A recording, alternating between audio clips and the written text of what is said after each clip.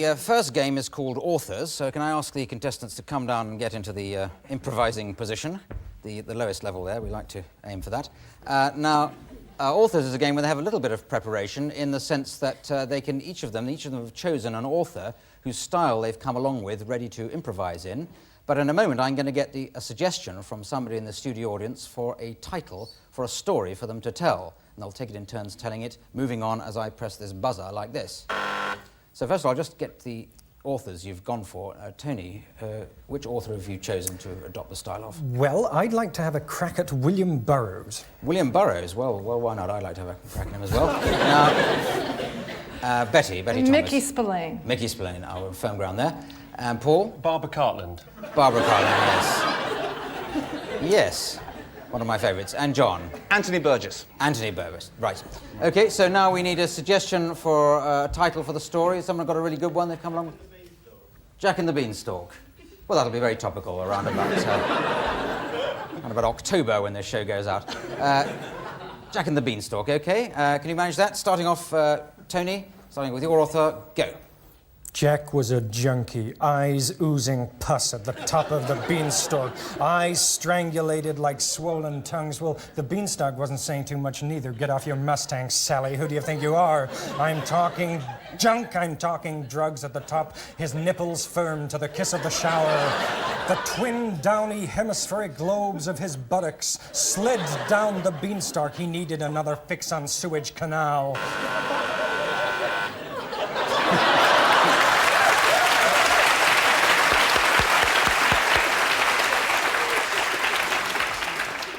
I've seen that beanstalk a million times before.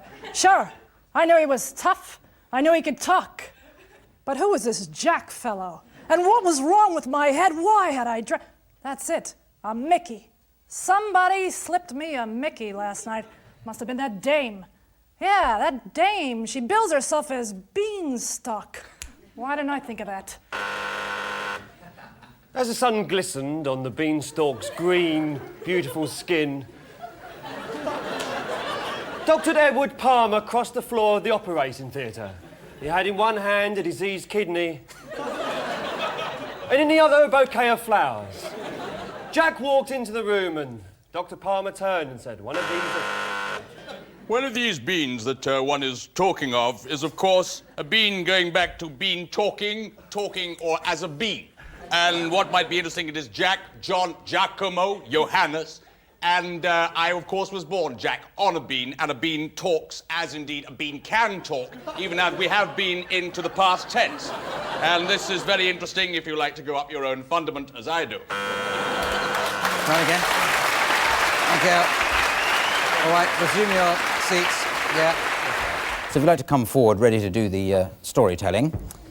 Tony, you have to start off, I'm afraid. Now, who is your author? Yes, my author is the black magic author, Dennis Wheatley. Dennis Wheatley, who writes about those chocolates, yes. And Jonathan Price. Egon Ronne. Egon Ronne, also writes about chocolates. Sometimes. Rory.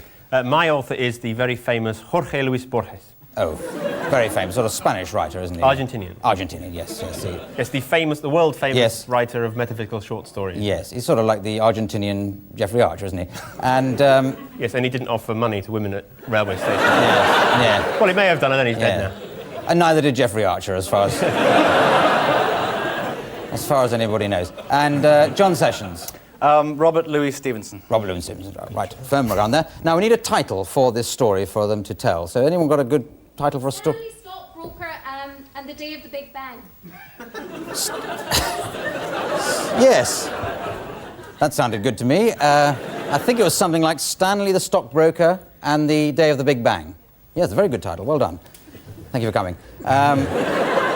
You can go now if you want. I don't mind. So, Tony, can you start off? I'll buzz on to the next author when you've done enough.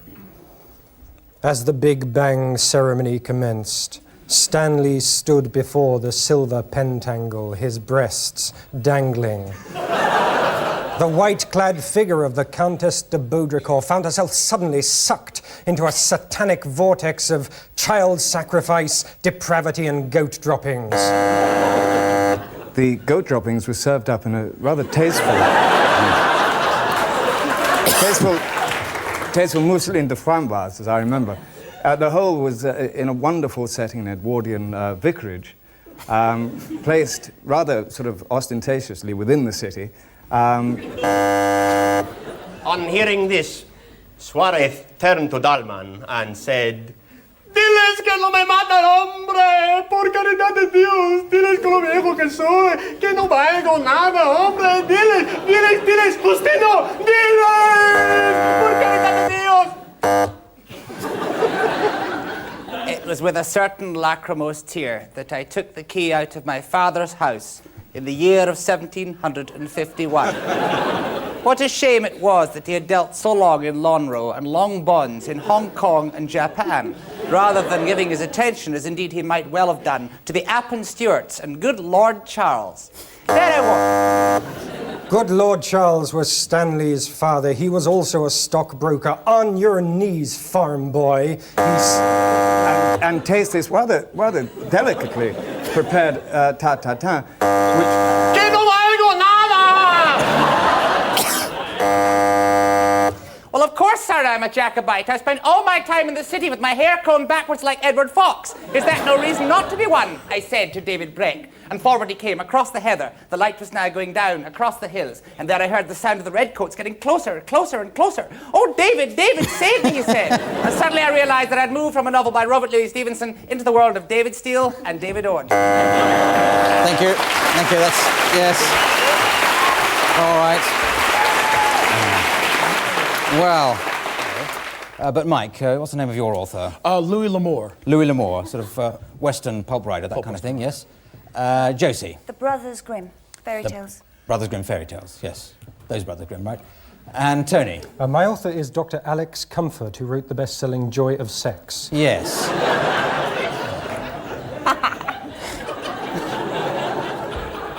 What an unusual choice for you, Tony. And John. William Faulkner. William Faulkner, right, back on solid ground there. Now, a title for a story for those authors to tell. I went to the toilet. I'm sorry. Your private life doesn't really concern us, but can we have a usable title for those authors to tell? Night of the Crumpet. Sorry? Night of the Crumpet. Night of the Crumpet. We're in charge of the public here. It's all improvised, as that very bad title demonstrates. Now, let's start with you, Mike. Roadkill, Texas was a lawless town, but it had one baker, Tex Amerstein. He was the best baker in all of Roadkill, but he had a problem. He'd run out of whole wheat flour, and that made him a dangerous man. One night when Tex lay in bed, a little elf called Putitzel landed on his bedside table. If you want to get some wheat flour, you have to journey many, many, many miles to the land where the Knight of the Crumpet lives. The elf was little, but of course size doesn't matter.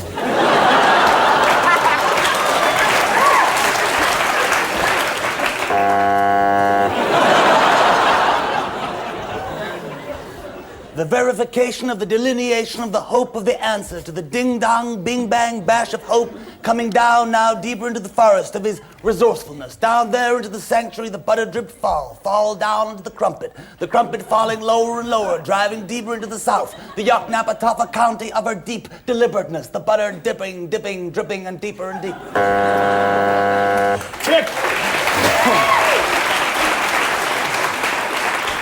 Tex said enough of this crap, you little fairy. Draw spatulas and let's bake.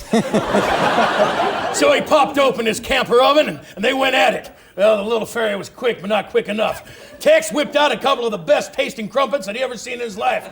Smeared some honey buck jelly on it and passed it to him. He says, "Put that on for size, you pointy-eared little fruit."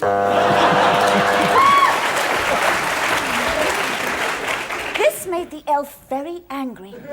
So he decided to lock the baker up in an ivory tower. One night, the Knight of the Crumpet came and shouted, "Baker, baker, let down your crumpets."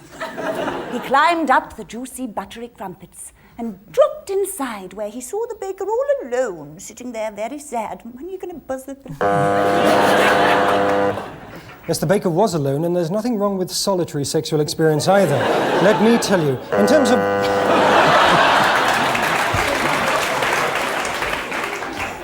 The toast was rising now, higher and higher into the hope of happiness. Down now, down again into the sanctuary, the deep, voluptuous sanctuary of his lechery.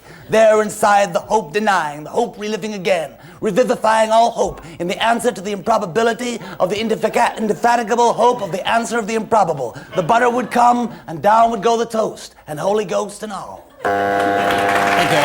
Thank you very much. That's it. Well, so Greg, which author have you gone for? Earl Hamner, the creator of the Waltons. A very fine writer. I'm sure he was in his spare time. Josie. Samuel Taylor Coleridge. Samuel Taylor Coleridge, jolly good. Tony Slattery. In the style of the person who writes an air hostess training manual. I thought that was Samuel Taylor Coleridge. And Mike McShane. The Rosetta Stone. Right, okay, now All translations. Yes, now can we have a suggestion, please, for the title for this story that they're going to tell? Rambo. Sorry? Rambo. Rambo.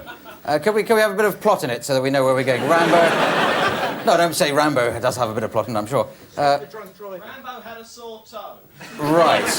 Rambo had a sore toe and he was stopped for drunk driving. That's I think that combines it all. I'll buzz when we've had enough of you, Greg, and we'll move along.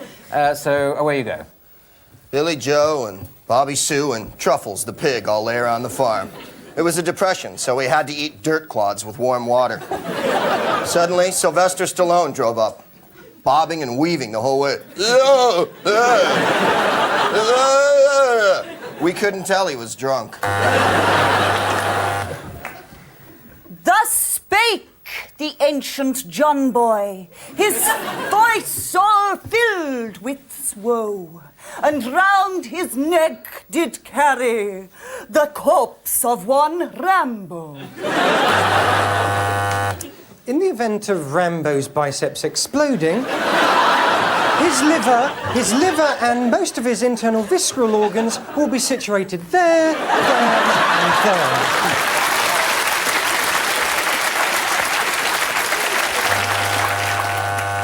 And scattered to the four winds, I, Ptolemy, took his vital organs and cast them to the vultures, who doth breed in the air. And yea, 4 bags of grain were given to Rambo, and like the greedy pig that he was, he did eat them. Thank you very much.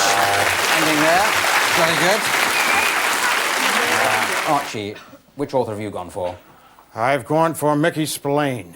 Mickey Spillane, great. American author. And JC? Lewis Carroll. Lewis Carroll, yes, very good choice. All read him. It is him. And Tony? I've gone for the type of person who mistranslates European pornography. Yes.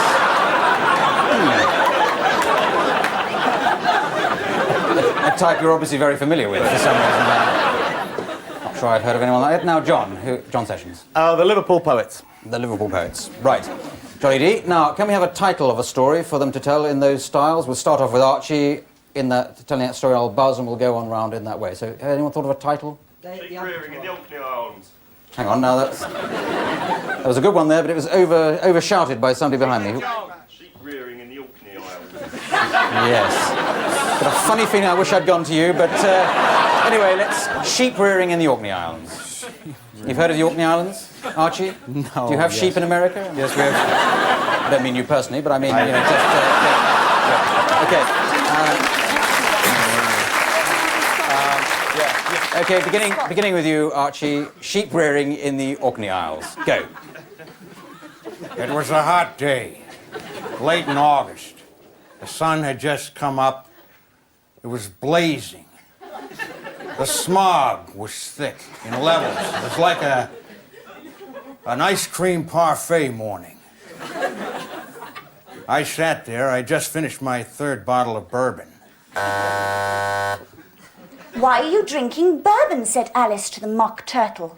Because I like to get really inebriated, said the Mock Turtle mockingly. Oh, you better be careful, said Alice, or you're going to end up on a sheep farm somewhere. Alice was also being called Helga, yes, I think.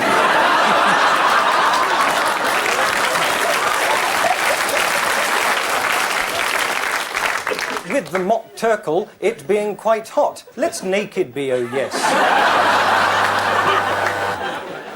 And yes, across the hills I went, and went with a girl that went quite deep. And deep I went inside that girl, deep inside that girl with the sheep. And there upon the Orkneys waiting, there in Shetland also waiting, girls in blue knickers lined up from the Old Man of Hoy. And there the liver birds taking off to fly from the sheep, back up again to the top of the Orkneys. There.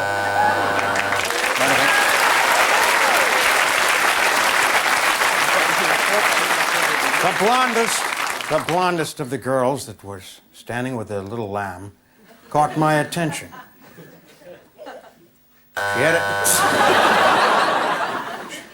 Suddenly, Alice noticed that a rather strange dodo was looking at her. Oh! Oh, the dodo, look, 3 more firemen have come.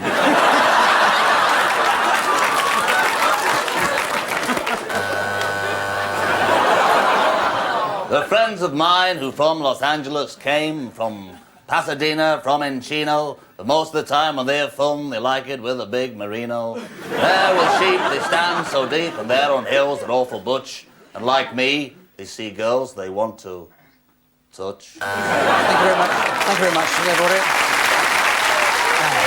Ryan, which author have you gone for? I'm going for a kind of an author of a Cosmopolitan magazine type thing. Cosmopolitan magazine, yes. I suppose it must have an author. Sandy. I'm going to do Ed McBain, the American detective writer. Detective writer, yes, Ed McBain, jolly good. Tony. I'm going to go for a Sunday colour supplement gadget catalogue. I know something, yes. Yes. I never miss reading them. Never do read them, but I never miss it. John. Virginia Woolf. Virginia Woolf, all right. Raising the tone immediately. So can we have a title, please, for a story to be told by those 4 authors? A shopping trip. A shopping trip. OK, with a bit more plot in it, could we, could somebody else add in a bit of plot? A shopping trip to buy something interesting? Moby Dick. Moby Dick, all right. A shop...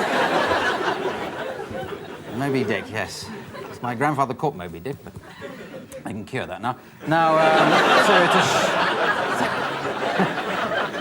it's a shopping trip to buy Moby Dick. Where you go, Ryan. Diane was going out the evening for dinner, and she had decided on a black, low-cut, strapless silk model. But she didn't have the right peg to go with it. She decided to hop in a cab and head down to her local store, where she found a wide assortment of pegs. Black, white, silk, burlap, any sort of peg you want, she found. Who should walk up but the salesman, Roy. Roy was a strapping young man with a matching tie and silk combination, floral pattern, which made him look like the hunky man that he was. But he wasn't just any ordinary man. No, he was in fact Detective Hackenbush on secret mission. Yes, a private dick. There he was, moping around the store. She looked at him, she thought, boy, that's one Moby Dick. I think I like him.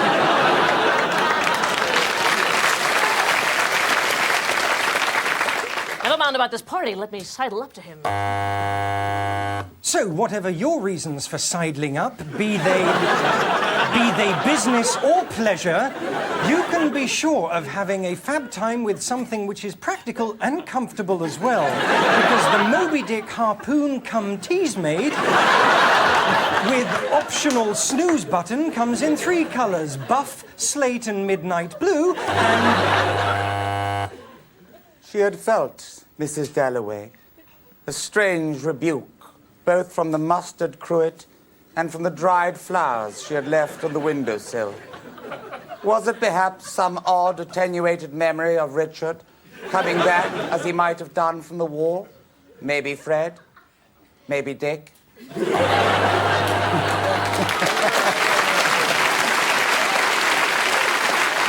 Mrs. Galloway was given a survey to list the 3 things she most looked for in a man. Number 1 was a good sense of humor. Number 2, a money account. And number 3, of course, a large penis. It was one of the largest that had ever been seen in the precinct, as a matter of fact. The detective took it home with him. At East and 40th, he turned left. At 40th and East, he turned right. He walked on ruthlessly. What the hell had happened to Ruth? This wasn't going... And, of course, a penis that not only mows the lawn and changes the baby...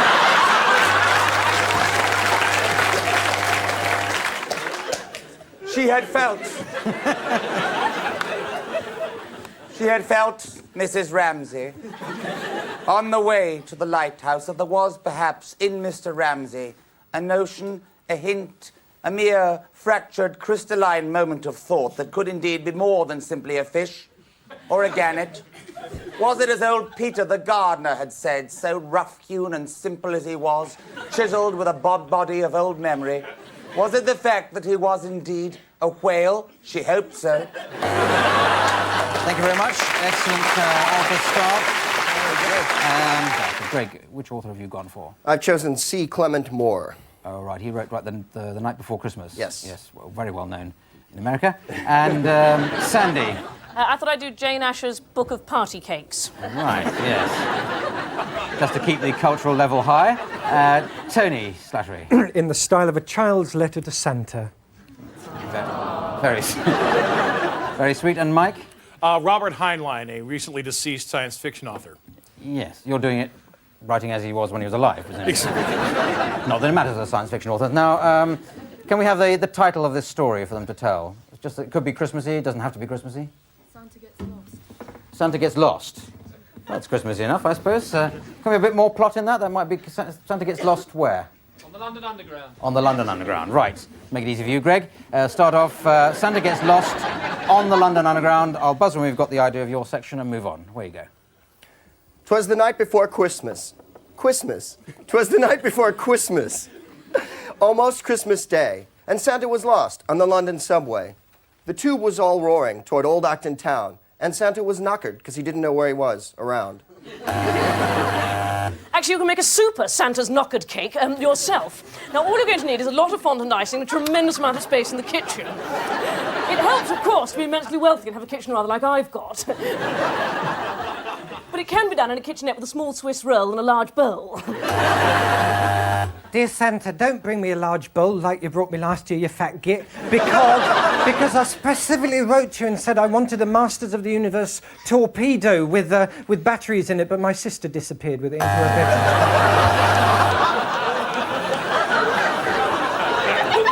Yes, his sister disappeared into the underground sex club of Rigel 5, where millions of reindeer had packed themselves down on the subway for a quick and hurried ride to the Grot Club, where Santa was going to deliver a big package of roast beef, because he knew that's what the Marsons liked. The reindeers rubbed their antlers in glee, chuckling, because they weren't ordinary reindeers. These were reindeers from Venus. Venusian reindeers had one thing on their mind: unsafe sex and bad hygiene! Greg?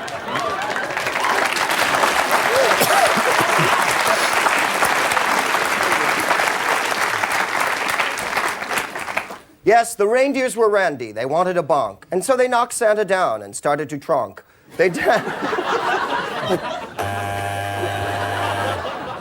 course, you can get a very good quick effect by just 2 large balls of marzipan and a Yule log. And I want a Yule log, and I want one of those Tiny Tears doll who dumps in her pants. That was the one thing they were afraid of, the reindeers. They couldn't give antler rot to tiny dolls that dumped in their pants. Thank you. Let's end that there, please. Thank you very much. Lee, which author have you gone for? T.E. Lawrence. T.E. Lawrence. Right, well, points already for avoiding D.H. Lawrence and keeping away from Lady Chatterley. So it's Lawrence of Arabia. Jan Ravens? The Duchess of York, who's recently written a children's book. Has she really? Oh, good. Which is marvellous. Giving some extra publicity, so that's good of you.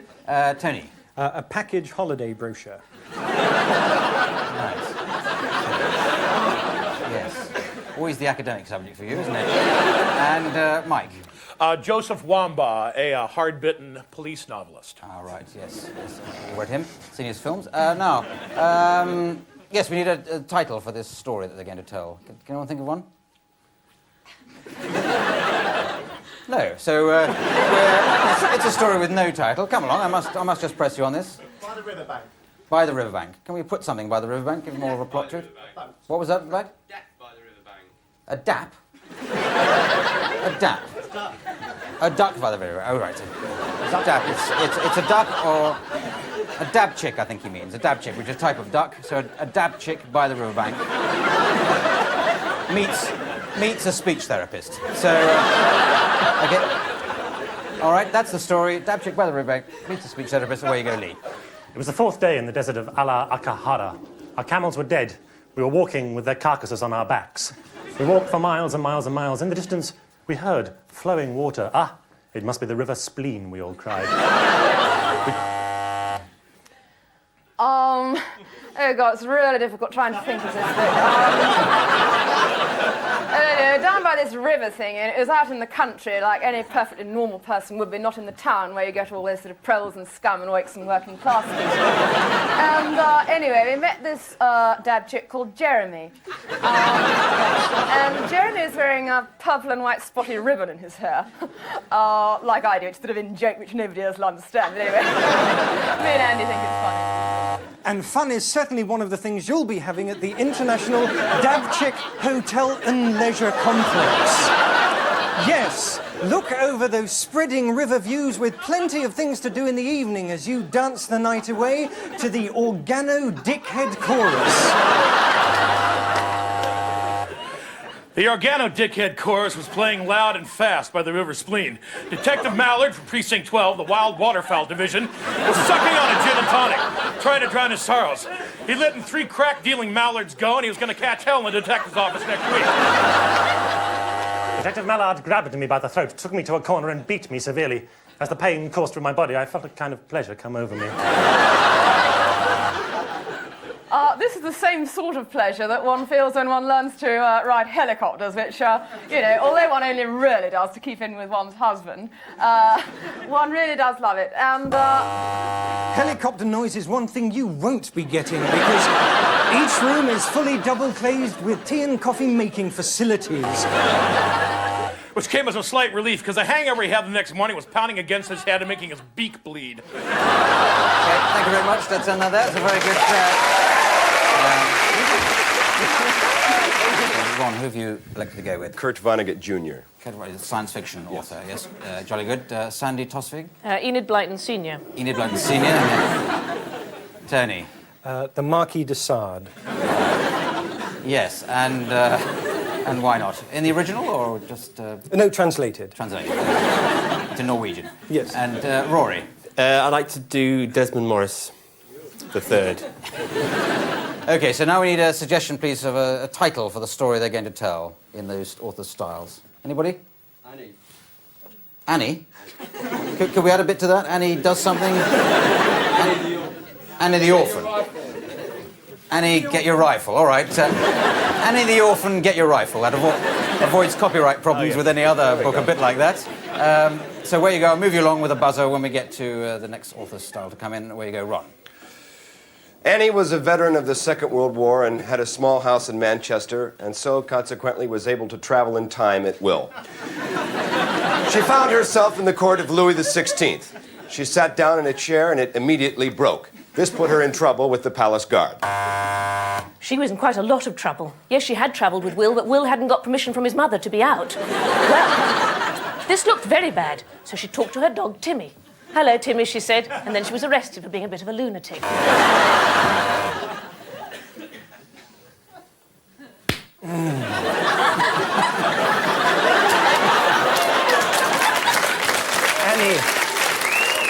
Annie, your dog Timmy, loose yourselves from the conventions of bourgeois morality.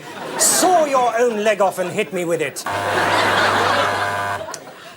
With an expression like this, which is very similar to the exotic vaginal display of the blue-fannied baboon of Bujumbura. Which was so indicative of Annie herself. Annie'd never seen a baboon with a blue fanny before. Blue no longer since it spiraled on my wavering sabre. Or the hairy Abapalooa gorilla, which also enjoys face-to-face copulation with my ex-wife Marjorie. Well, thank you very much. So, Josie, who have you chosen to adopt the style of? I'm going to do nursery rhymes. Nursery rhymes, or the many authors of nursery rhymes. Yes. Yes, jolly good. Paul? Yakashimo Okomo. Japanese writer. Japanese writer of the 17th century. Yes, I very rarely read anything else. Tony Slattery. The person who writes ITV continuity announcements. Right. Clearly a very highbrow show tonight. And Mike. Mark Twain. Mark Twain, jolly good. A real author we got to at last. Now, can we have a title, a nice exotic title for this story? I think there should be this week. Oh, more exotic than silence. Anyway, what was that? You regard that as very exotic, do you? Let's make it a day at the seaside in Singapore, having a Hungarian meal. That makes it nice and exotic. So, a day at the seaside in Singapore, having a Hungarian meal, starting with you, Josie. Little Polly sitting on the floor. She was at the seaside in Singapore. Little Polly did whatever she could feel. Then she went and had a Hungarian meal.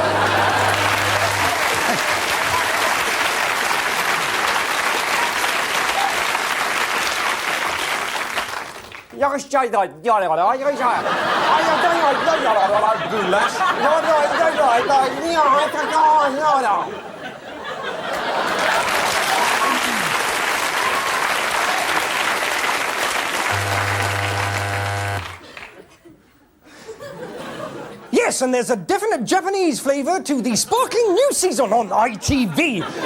First off, we have the return of that lively sitcom, Not Between the Sheets, Vicar, I Got an Infection.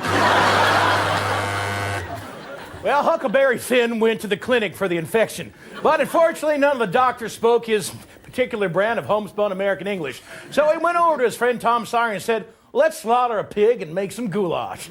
After that, they picked up a couple of prostitutes in Shantytown.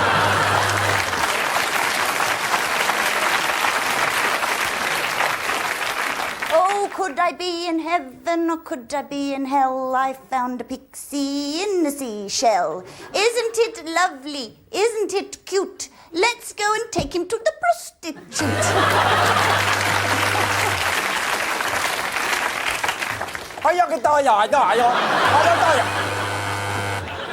And indeed, the prostitute turns out to be... So Huck Finn turned to the little Singapore children and said, well, somebody's got to help me tear down this fence so I can get to these prostitutes. Thank you very much. Very good. Very good. So, Josie, which author have you gone for? I'm going to do the made-up, doesn't exist anyway, Michelin Guide to famous buildings and landmarks in London. I know bugger all about London, so... Well, there you are, Michelin Guide. Greg? Jack Kerouac, the king of the American beat writers. Oh, right, yes, on the road, all stuff like that. Okay, Jim? Tolkien. Tolkien, yes, you're talking. Yes, very good. And, Tony? My Little Pony. Yes. Yes, a very, very prolific author, I think, My Little Tony. My Little Pony, sorry, what I said. My Little Tony is completely different. And not so little, I shouldn't wonder. Now, let's have a... Can you make up a title of a story for them to tell in these authors' styles? How I Killed My Fairy Godmother. Right. Almost came into a confession there, I think. But How I Killed My Fairy Godmother. So I'll buzz when we've got the idea of your part of the story. Away you go, Josie. I followed my fairy grandmother one day. I hated her guts. She walked across the famous zebra crossing in Abbey Road, well known for being painted by Michelangelo in 1615. And then...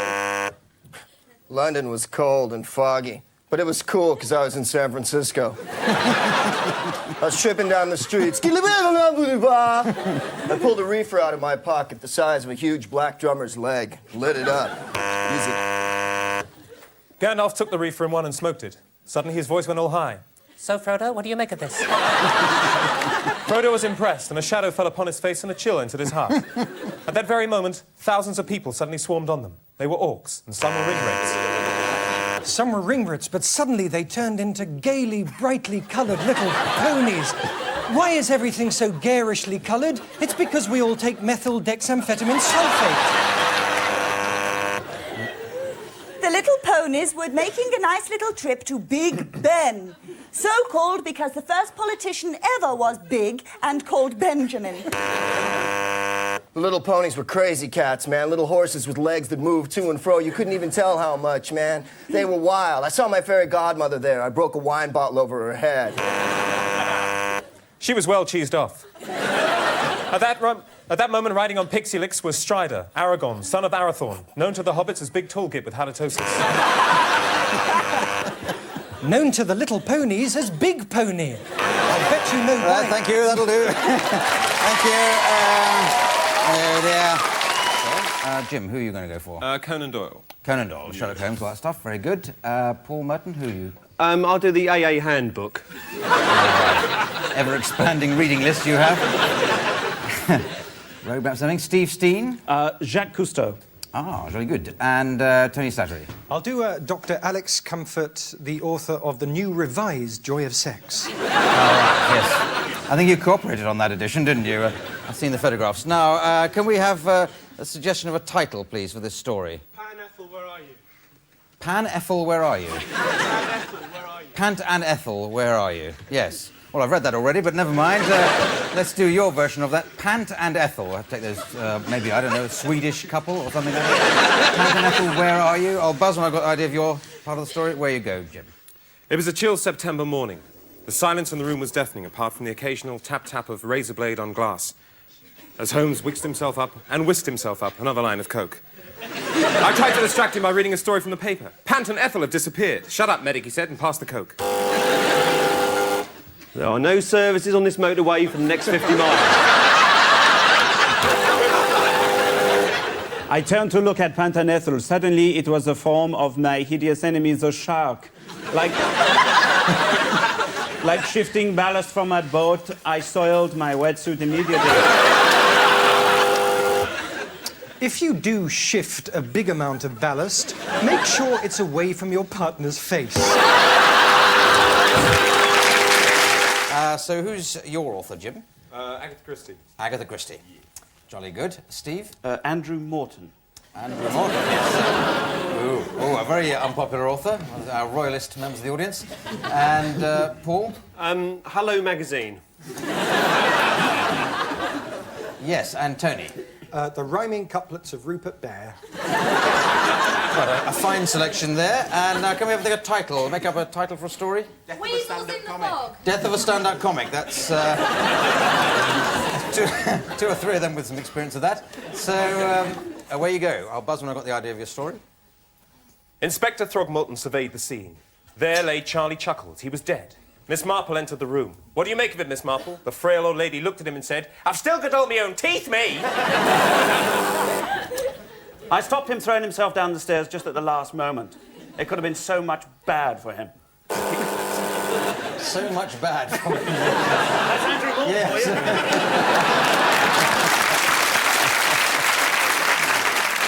Paul. As he came down the stairs, the elegant stairs built in the 17th century, but not finished until 1958, he caught my eye and I realised here was a man very much in love. Him and Di surely have got a marriage made in heaven. Rupert spied his trousers on. Much nicer they were than Paul Merton's.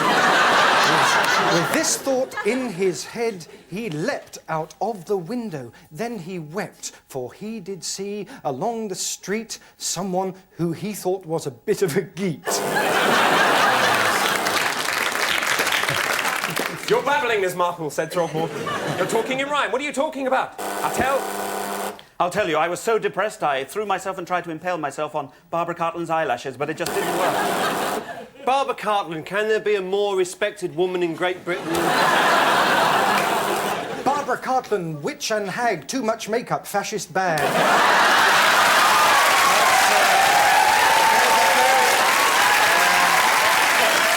So which author are you going for, Jim? Lewis Carroll. Lewis Carroll, always very popular. Alice the Looking Glass, all that kind of stuff. Steve? Jackie Collins. Jackie Collins.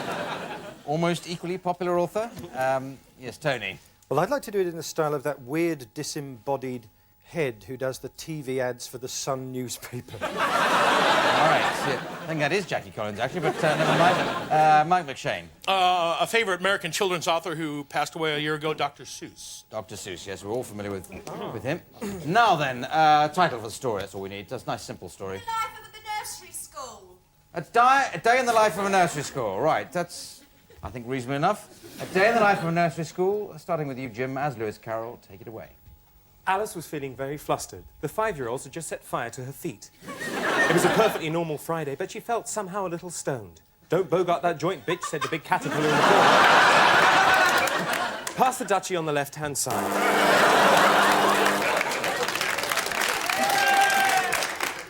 The caterpillar was called Blanche de Celery. And she moved into the sunlight, arching her back and moaning slightly, her proud breasts standing out like pink grapefruits. And you can see them on page 3. There's always more new caterpillars in the sun.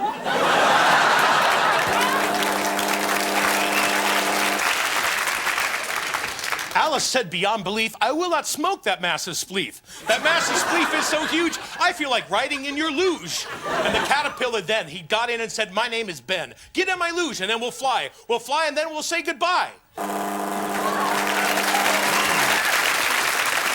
Alice suddenly had a screaming attack of the munchies, and the 5-year-olds had taken away all her chocolate.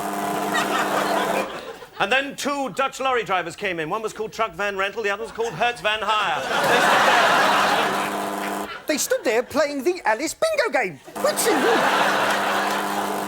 If the game is done, I'd like to leave. My children are left for me, I believe. The caterpillar said, you cannot go. We have to go to the planet Schmo. So Schmo they went, and Schmo they did. And they found themselves a little kid who was part of her group, and he was crying. And on his butt were 2 eggs frying. Thank you very much.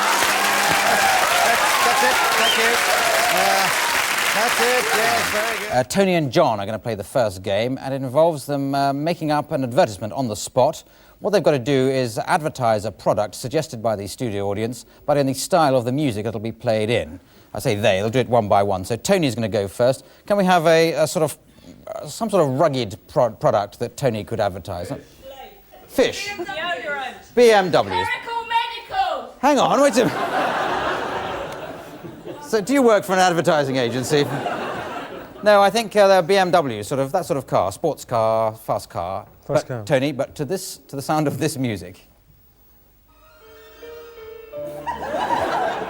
Have you ever wanted to own something which is an extension of your penis? BMW is that kind of car. It's long, it's sleek, and there's so much inside. Many people can fit on it. If you think that this is the car for you, then just unzip your pants, lay back and put your foot down on the accelerator. BMW, big memories, wow. Thank you. Thank you. Yes. Now we come to a game called Alphabet. This is for Tony and Mike, so if you'd like to come down ready. They're going to act out a scene. I'm just going to set them a little scene. The only difficulty that we're going to give them is they've got to start each line with successive letters of the alphabet. But we don't have to start with A, because I've got a suggestion. L. That wasn't just a yelp of pain. Oh, L, not this game. L sounds good, so we've got to get back and do L again at the end for the big finale. And the situation you've got to do is just 2 surgeons performing an operation and chatting about it. Lucky sod, you get off this week, huh? Michael, this is sudden. What causes jealousy? Nepotism. Ooh! Perhaps your wife doesn't happen to be the best nurse on the hall. Quite, she isn't. Really, I thought you had more tact and morals than that. Silly person! Can't you see that you've just taken out his windpipe? Oh, tracheotomy time! That goes under the neck. Under the neck that goes. Very good! Whoa, we've done it! Oh, the Zibalagoval Ridge seems to be opening up. Yes, that's right. Zip that baby up and I'll break for bus for lunch, okay? Oh, no, he's dead. Big deal. Careless Butterfingers. Dr. Cock Up. Every time. Forget it. I'm hungry. Good, me too. Hell, let's go to that new salad bar. I'd rather have a steak. Well, jam it up, my kabaga. I'll have a steak too. Kaboga, what's that? A linear tract of the... Forget it. That's it. That's really good. Very well done. So can you do a chat up, a scene, somebody chatting up somebody else? First sentence starting with A, with you, With me. Sandy. Ah, hello. Bloody hell, you're gorgeous. Corey's not bad. Dearie me, funny legs. Ever thought of going to a proper tailor? Frankly, no. Good, because I quite like your suit. Hurrah! I I was just passing and wondered if you'd like to go for a coffee. Joffy? Did you say Roland Joffy? Coffee. Only it's Turkish, they spell it with a K. Oh, lummy. My, you're a nice-looking boy. Naughty vixen. Oh, yes, I am. Pretty, too. Really?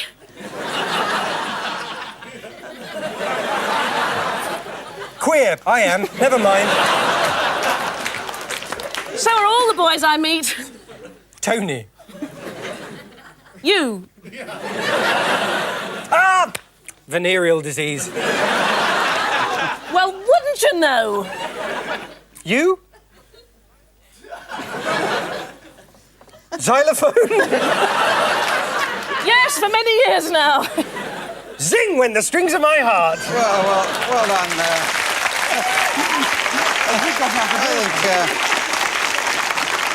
You've got to act out a scene. The only restriction is that each sentence that's used has to start with successive letters of the alphabet. So if it would start with A, next one would be C, and so on. But we don't have to start at A. Which letter would you like to start with? F. Starting with the popular letter F, and you're going to cut round again and say F at the end, and we'll know it's over. And I'd like to... The scene I'm going to give you, Yodelef, is you're in a changing room. So start with the letter F, and back to the letter F, away you go. Football's a great game, innit? Good game, oh yeah, good game. Happy to be here today, I am. Play out there. I am too, no question about it. Just wait till I get that ball, I'm going to score a goal. Cool, are you? Let me at them, I say, let me at them. Me, let me at them first. Me. No, I'm first. Ooh. Patrick, you're getting very camp. Queenie's the word, I think. Really, pull yourself together, the game's going to start in a minute. Silly, I know, I shouldn't queen about. Let's talk tactics. Tactics. Score a goal, that's the tactic. Score a goal? That's not much of a tactic. Hang on. You've got backwards. Unusual grasp of the alphabet you have.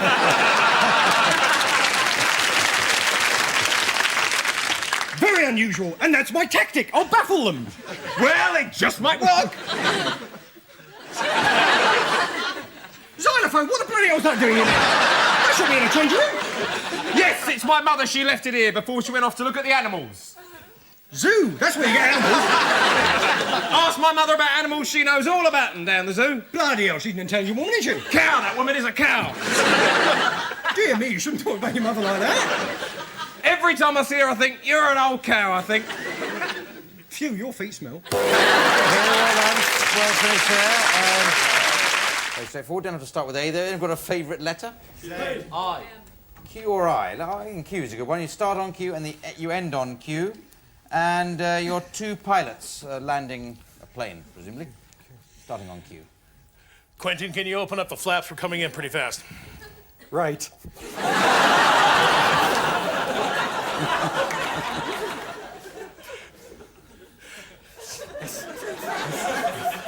Sure is wild the way you work those wing flaps. Terence, there's something I've been meaning to tell you, and I'd like to tell you before we land. Under duress, I hope. Very duress, yes. Well, spit it out. Xerxes is my name. It's not Quentin, after all. You know, I'd suspected that for quite some time. Zero Foxtrot Bravo. We're going to bank around the airport a couple of times. Altitude seems to be holding up. Bloody hell! The petrol's falling out of the back of the plane. Core blimey, Gov, we're gonna crash! Die! We're gonna die! Enough asphalt roll! Quick, hit in the emergency fuel tank. Try to get some speed up. We'll come back in slow. Fuel tank's fractured. Great leaping lungfish! We're gonna toast! Help! In case of an emergency, scream real camp. Yeah, that's gonna do a lot of good. Jeanette! Quick! Serve us some coffee! Knowledge of her name is not going to help us out of any situation, for crying out loud. Leave her alone! She's my wife, as if you didn't know. My woman, as if you didn't know. Nanette, what are you doing here? I thought you were in Switzerland. Oh, Nanette, you've been down there the whole time.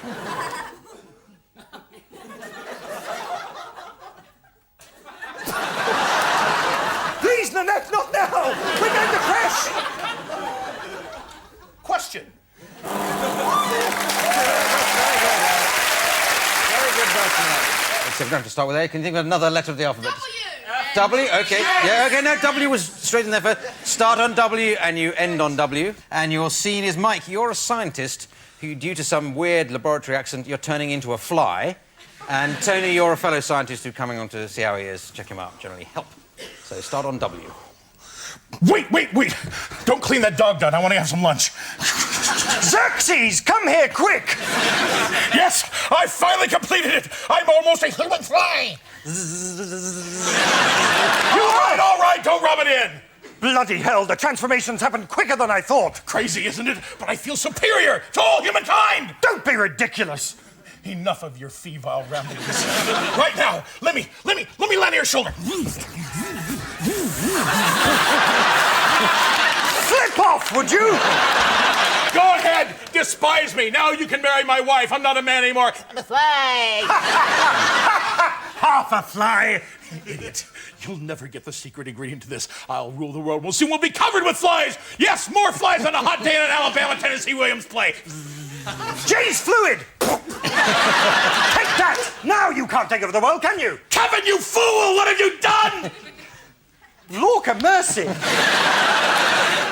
My heavens! I'm melting. I'm getting larval again. Oh, No, I preferred you the way you were. Oh, no, it's too late for me. It's too late, Kevin. Go, take Elaine. Love her like you've never loved anyone before. Perhaps I might be able to make it work. Question, though. Once you make love to her, she's like the Black Widow. She'll suck your soul out. Really? So I gave away one of our love hints. I don't care, I'm dying anyway. Terrible, terrible death. Please come back to me. Unnecessary emotion. I wanted to go like this. Well, okay.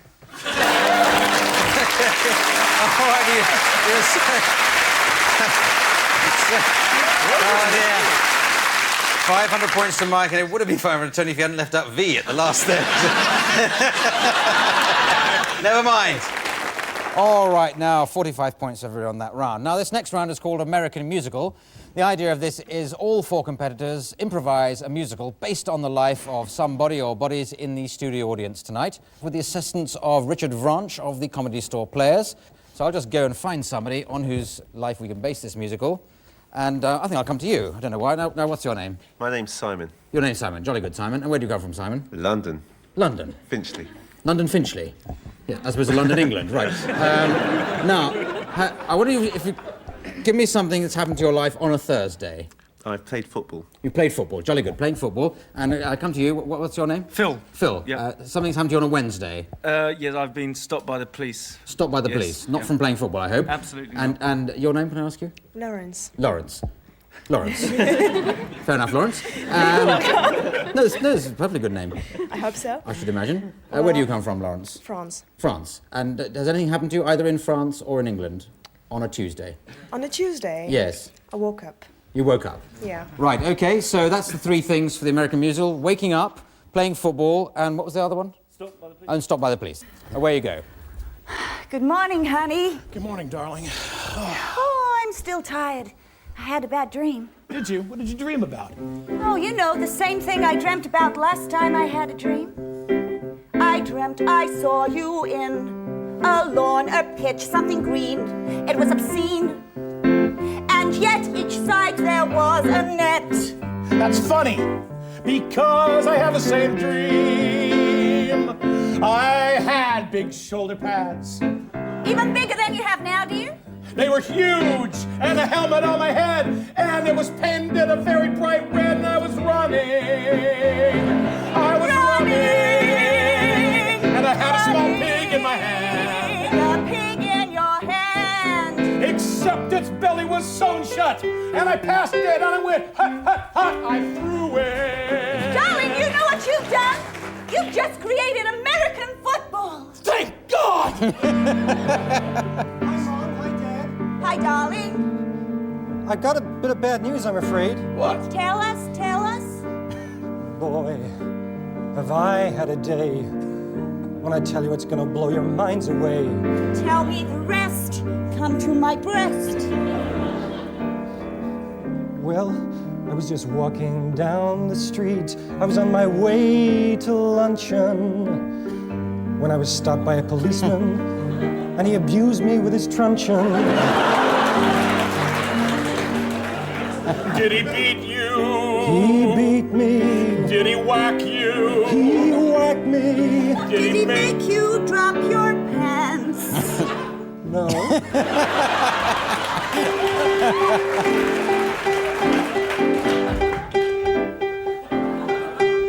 Rise and shine, right? Yeah, Larry. Yeah, that's good morning. right. Hey. Tom, you're always so happy. It's because I'm mentally deficient. Mentally deficient. That's it. Although you're quite efficient at some things, isn't he, boys? I don't know why. Fantastic! Hey, get out of here. We think you're great. We think you're the best. We think you're special. We think you're great.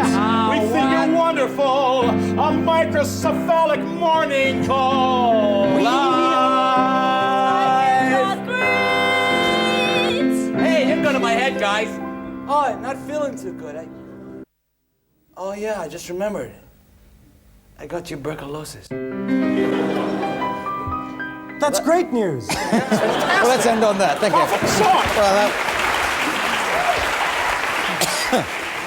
Well, hello, can I ask you your name? My name's Nick. Nick. Hello, Nick. Hello. And has anything happened to you in your life on a Tuesday? Yes. I've been gliding on a Tuesday. You've been gliding Tuesday. That's very good. That's a good one. And you, what's your name? Caroline. Let's call you Karen. Yes. Caroline. And anything happened to you that's of interest, do you think? I got lost in a maze once. Lost in a maze. We're having some great ones tonight. And can I come up to this lady here and I'll ask your name first of all, just to be clear. Sally. Sally. Something in your life?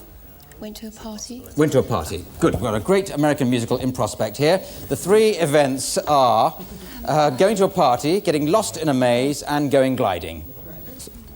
Gliding in a plane. Oh, plane gliding. Gliding in a plane, yes. This is very important, else Nick will leave. Which might be a bonus. But anyway. So, Josie and Mike, if you could start and make your American musical up out of that. Oh, isn't it fantastic?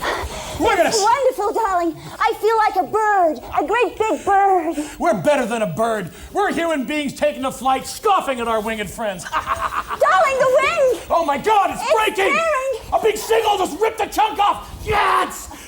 We're going down fast. We're spinning. I've always wanted to tell you something. What, darling? Tell me.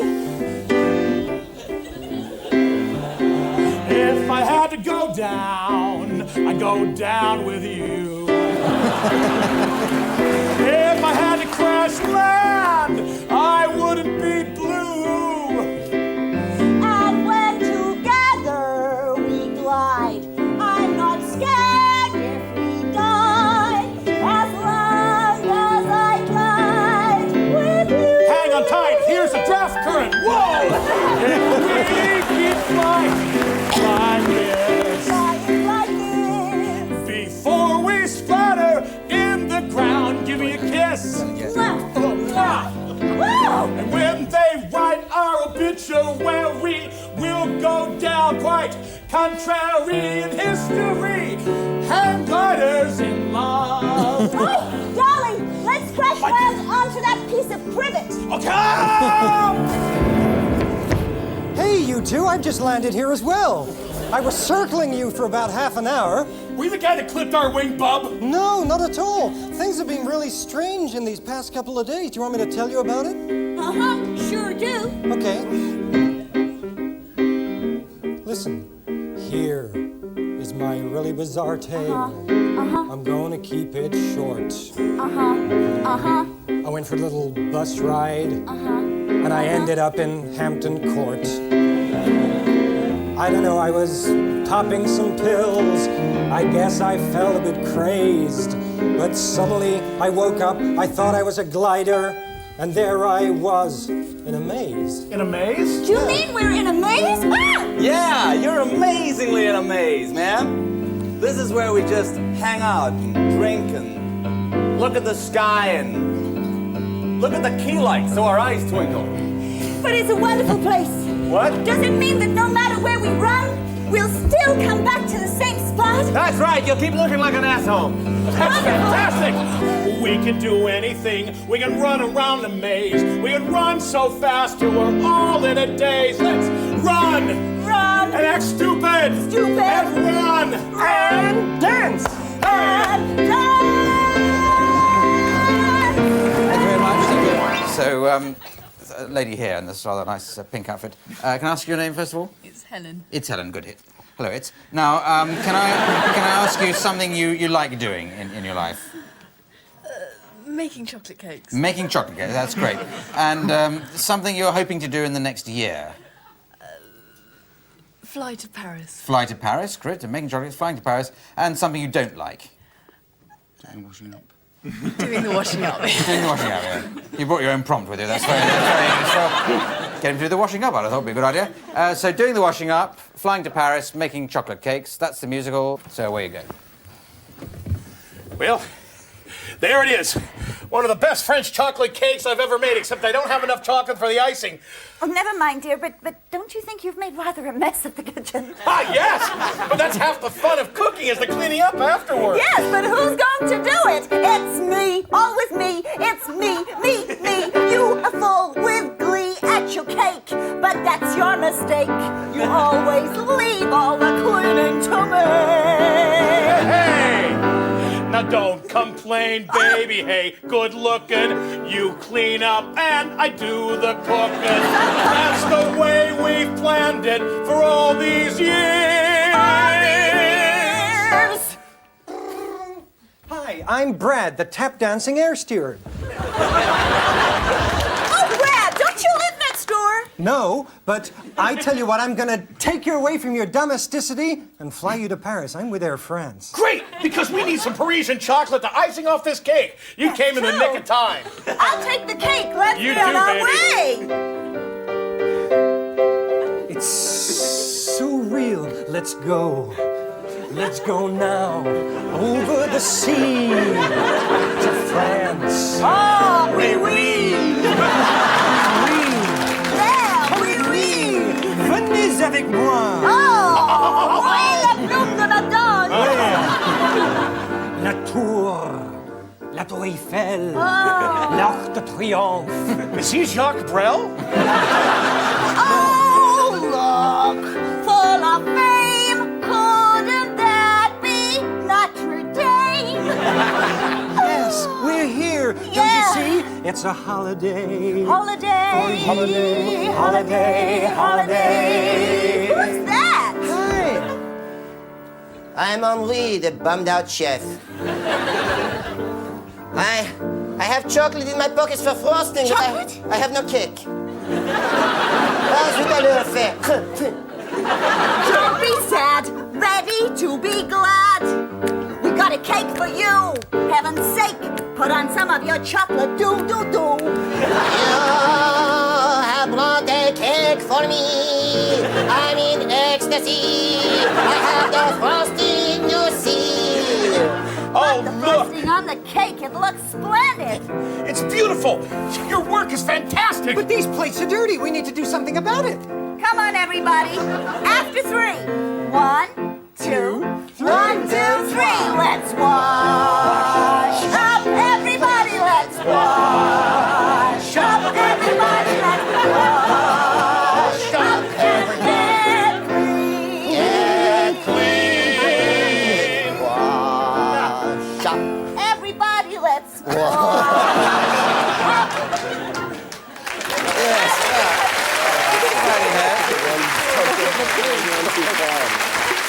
The lady here in the blue dress, can I just inquire a little bit into your life? Oh. Not too much. Can I ask your name, first of all? Joan. Joan. Right. Can you tell me something you like doing? Swimming. Swimming. Jolly good. Swimming. Is there somewhere you've been on holiday, and not a country necessarily, but sort of a place you've been to, or type of activity? Yes, northern Italy. Northern Italy. Yes. Doing what there? Walking in the mountains. Walking in the mountains. Oh, that's great. No, it is. Walking the mountains is better than falling over the mountains. Anyway, isn't it? And something that you don't like doing. Putting out the weeds in the garden. Oh, right. OK, so it's pulling out weeds in the garden, walking in northern Italy, and swimming. Away you go now.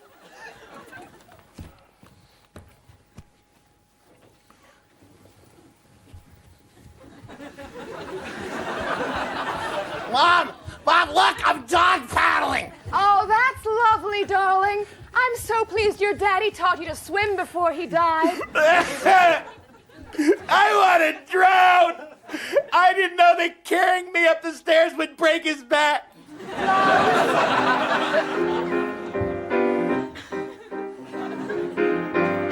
paddling, paddle hard, keep paddling, just paddle hard. You couldn't have known what you did to Daddy. You're only a little pig-knit daddy. I'll keep paddling hard. Come Paddling to me. hard. Paddling hard to Mama. Mama, I love you. They think I'm dead, but I'm not. I'm in northern Italy walking over the mountains. I escaped them. I hated them both. And now I traipse over fields, over hills, over mountains. I climb the crags and pick the flowers, and I'm happy. Come on, darling, let's step out of the pool now. Sometimes I feel so good walking through the wood. The birds and the trees and the flowers on the ground, and I just feel so sound. I feel so good. Hold on. Those aren't birds. That's my wife and my son. Oh my God, they followed me here. Hello, everyone. I'm Carlos. I'm the Mad Gardener. You may think I come from northern Italy, but in fact I come from Totnes. What I like to do every day to send me merry on me way is go round the garden pulling up weeds, 'cause that's the type of chap I am. He's a yanker and a wanker.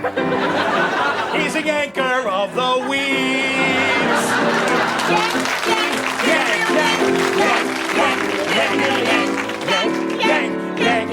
the weeds.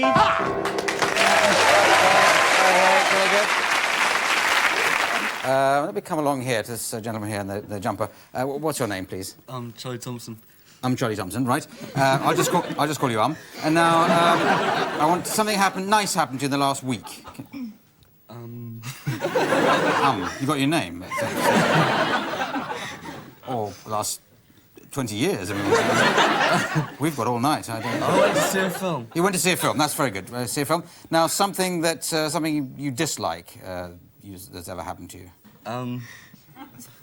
Dislike whatever happened to me. Yeah, you have been in a... let's suggest a car crash. I'm not hoping to have been in a car crash, but I'm just sort of suggesting something. And something you'd like to happen, something you enjoy doing, perhaps. You've got a hobby, or that you're prepared to share with the listening millions? Is there something you know he likes doing? Do you play chess or something like that? No, riding horses. Riding horses, OK. So an American musical based on... I forgot what you told me now. Riding horses was one thing. Car crash, and what was the last thing? And going to see a film, OK? So you got me at it as well, I'm afraid, but... so where you go? More popcorn? Mm-hmm. Say, doesn't that look like a wonderful land? All those green fields. You know, I wish we could just walk through the screen and be in that place. Gee, I wonder if we wished really hard if it could happen. Why, here we are! And I didn't even feel the screen tear. Oh, we've walked straight through the screen. Is it happening or is it a dream? Are things really what they seem? Oh, I love being here with you. We're here together at last, but I wonder, can it last? It's so mind-bending that we've done this groovy, totally excellent thing. Oh, baby, let's go down that yellow brick road and see what's at the end of it. I wonder if there'll be munchkins or something else that was hard to predict. Let's go. Hey, in Neverland, you can meet people like me, the dancing horse.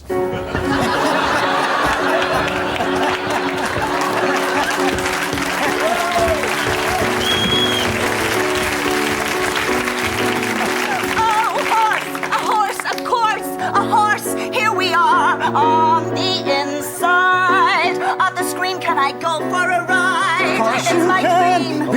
Because I am the horse of your dreams. Horse of my Do you want to know why? Why? Because of this!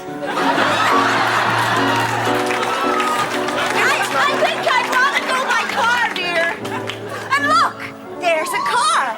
Come on, horsey, let's all go for a ride. We better give him the back seat so he has more room. That's true. Now let him have the front wheel.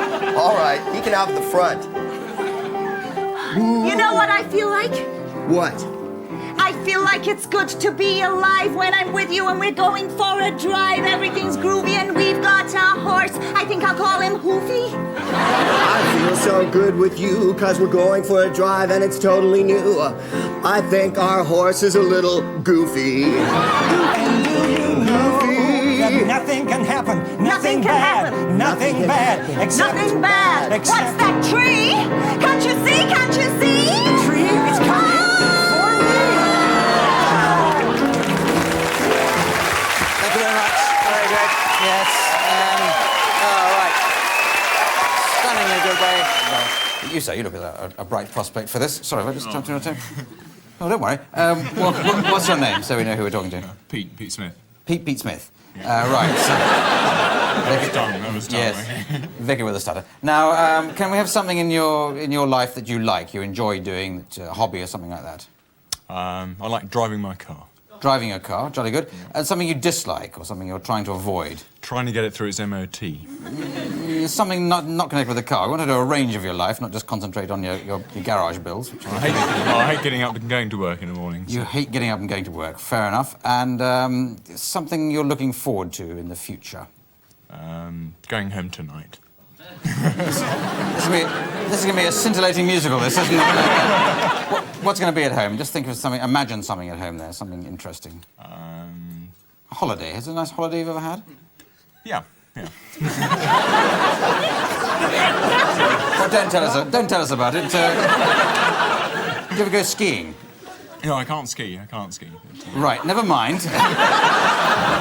This musical is nonetheless, although it's about your life, going to be about skiing, because I think that's going to be more interesting. And, it's driving a car, going skiing, and getting up in the morning. That's what it's about. It's the life of Pete Smith. Away you go.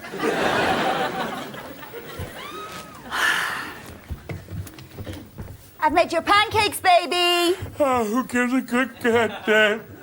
I hate getting up in the morning. Never mind, darling. I cooked your favorite breakfast for you. Pancakes? Pancakes. Can you remember the first time I made pancakes for you?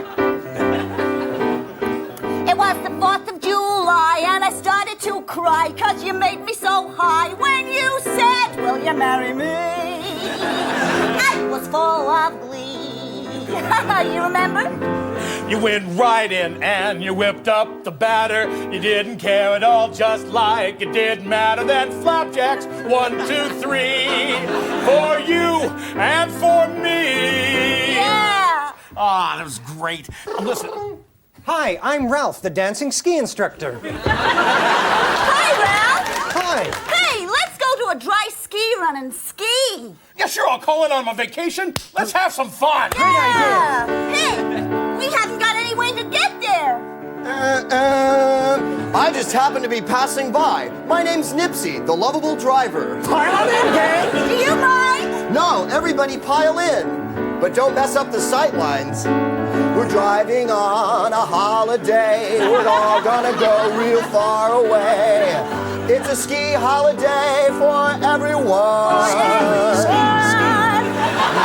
On a holiday. They'll ski and probably break their legs. Okay. It's a ski holiday for fun. There is you and me and him and me, and we are going to That's right, we'll learn right here. Get out, we're here. Here's the lift. Bye-bye. Take care. Jesus, we're really high in the air. Yeah, high as can be. Just you, me, and Ralphie. But that'll be the industrial amphetamines we're taking.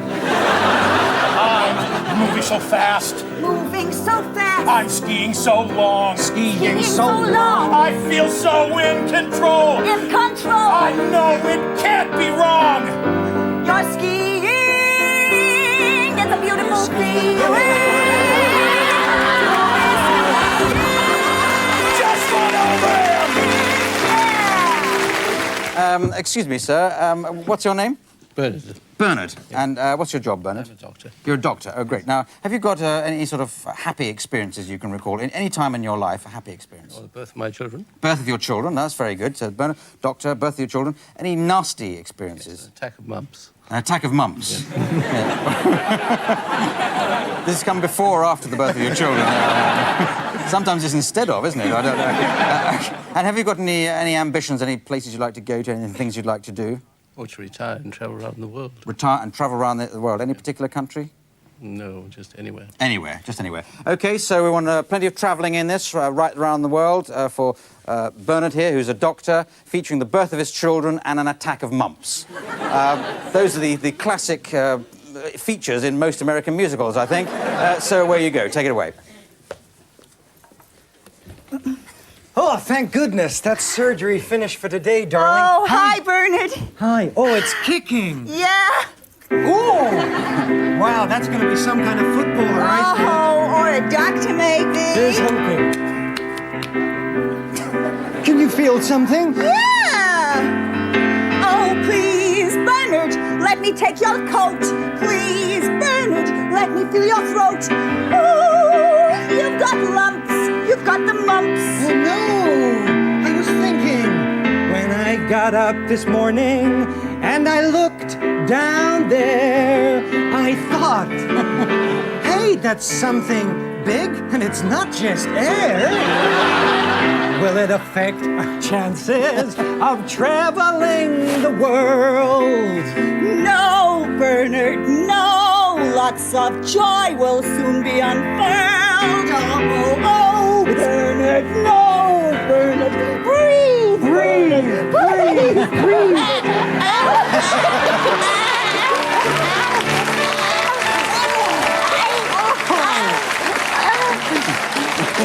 Oh, Bernard, what are we going to call him? Patricia!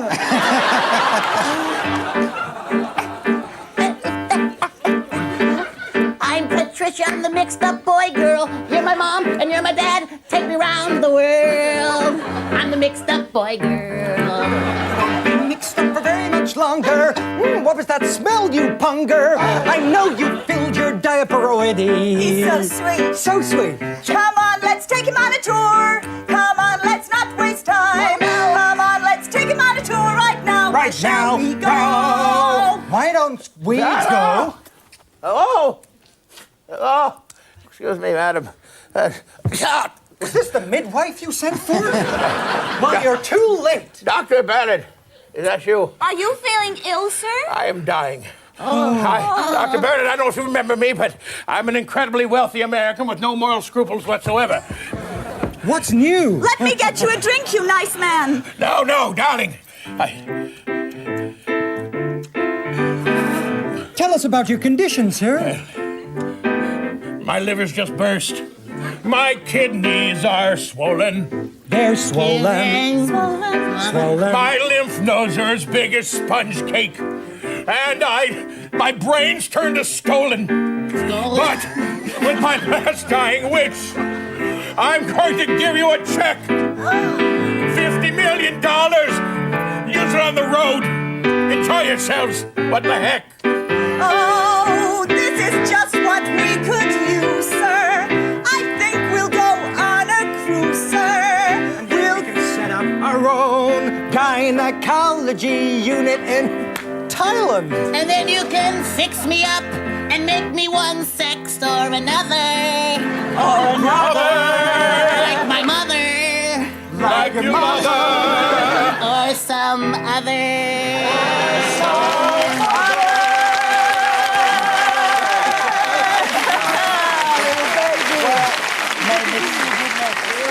like a volunteer creeping out the way. No, you, sir, just handy on the end line, rather black shirt here. Not a member of any organisations, are you? No. Now, what's your name first of all, so I know who... Colin. Great name. It's a boy's name. Now, has anything good ever happened in your life? You look as though good things would have done. What? Can you give me an example of something good? Yeah, my girlfriend told me she was pregnant. Your girlfriend told you she was pregnant. Great. And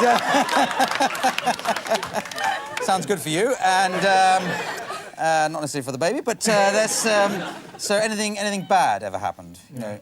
No, nothing ever. So has anything happened to you when you've been abroad? Just anything happened? Yeah, I was mugged. You were mugged? Well, I'd call that something bad. You like being mugged, OK, fair enough. Has any ambition you've got? Yeah. What? I want your job. You want my job, OK. So it's becoming pregnant, or your girlfriend becoming pregnant, getting mugged, and getting a job. A job in television, let's say. So make that up, please. An American musical, where you go. I heard the news about your wife. I didn't know you got married. I thought she was just your girlfriend. Well, she kind of is in a sort of kind of way. That's great. What's the latest happening with you, then? Well, I'm kind of worried, Tony. Tell me about it. I am kind of naive about these things. I thought the stork brought babies with their wings. But after a night of passionate romping, I find that soon we'll be dad and mom-ping. That's brilliant. You know, when a man and woman get together, nothing happens with birds of a feather. It's all about the bits and pieces that hang out of you. Of me. Of you. And her. And her. And that's what having babies is all about. Wow, come on. Hi, Greg, I got some bad news. It's about your girlfriend, Sally. What is it? I'm glad you asked.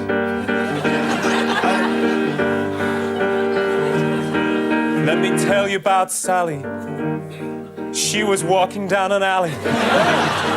Listen to what I said. Someone came and whacked her on the back of the head. She was mugged, Greg. She hurt her leg, Greg.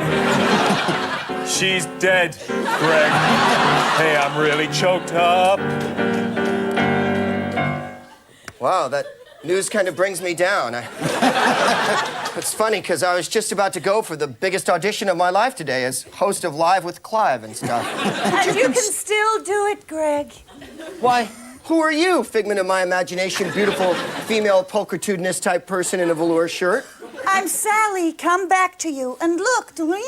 You look like Demi Moore now. And I've got the baby, too. Oh. When I got hit on the back of the head, things suddenly got clear. Wow. I've got my baby now, Greg. And I don't love you now, Greg. Go away and be a TV star. I don't care, 'cause I've got the real part, Greg. I don't care anymore, Josie. Sally.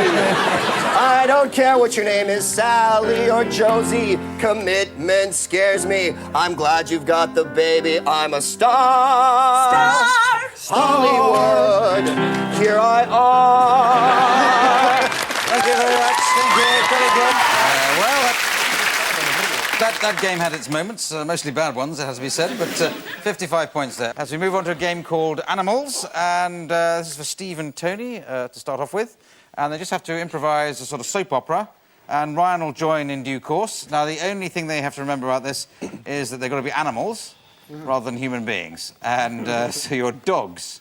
OK, you're all dogs, and it's a scene from Brookside. Dogs Brookside. Ryan, you'll just have to do as best you can as an American in Brookside. Would improve it, I should think.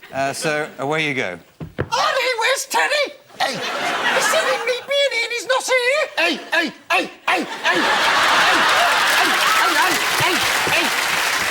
Don't ask me. I've been out of work for 5 years, like. Yeah, well, if you didn't spend so much money on heroin, then... if I had a job, right, I wouldn't take the drugs, would I? Like, you know... Ollie, stop! Gary, Jim, what's up?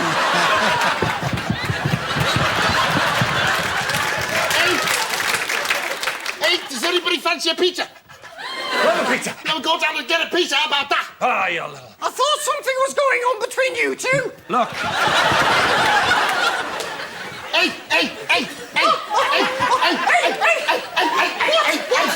Look, we're running away together. We didn't know how to tell you. You're not around from it these parts, are you? Oh, stop it, both of you! Stop it, stop it! Look, it was meant to be. We just gotta go. Hey, I know where there's a big load of bones in someone's back garden. I'm not digging it up now. We can have loads of them when we want. Okay. Oh, right. Now, what's this? Tony, Mike and Ryan, you're going to be acting out a soap opera. So if you'd like to come on down. Tony, Mike, Ryan. That's all you have to do. Just act a soap opera. Couldn't be easier. The only thing you have to remember is that you're penguins. I think that's the bird one rather than the chocolate biscuit. But away you go. What time to go? Oh, I'm a bit frenetic, aren't I? What time to call this, then, eh? I call this any time. It's Alaska. It's nighttime all the time. And since it's nighttime, I like to party a little. I'm leaving you, Ronnie. Sorry I'm late. Did you tell him, Reggie? Yes, I did. And not in so many words. I'm leaving you. I found a taller, better penguin. I found somebody who I'm proud to carry the eggs. It's me. It's me he's talking about. You both deserve a slap in the face. Hey! It's a little... Stop it, both of you. This is no time for a penguin three-way. Why do we have to fight? Why do we have to fight like this? Why can't we all just get along out here on the Arctic floe? You know I'm carrying your penguin inside me. What?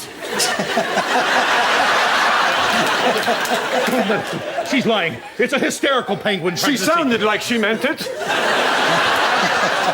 All right, I'm a Mormon penguin. I can have as many chicks as I want. Oh, God. Yes, I'll make you. I know how to make you jealous. No.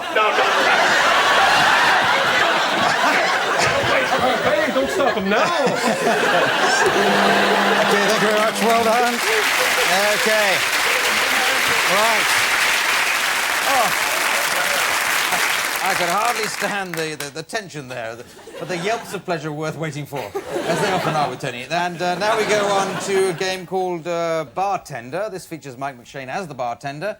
He's going to be seeing his customers come in, and they, instead of complaining or speaking to him, will be singing their problems to him, and he'll be singing them instructions or advice back. This will all be done with this as Richard Branch at the piano. So who should we have on first? Let's say Steve. So Steve, come on down. Now let's pretend Steve is angry about something. What is he angry about? Constipation. Constipation. That's a good suggestion, or possibly a cry for help. So away you go, Steve. You're angry about constipation. See what you make of that. What can I do for you? I'm coming here. I'm in a bit of a flap. And you look like a helpful chap. I feel all cornered like I'm in a trap. And it's just because I just can't crack.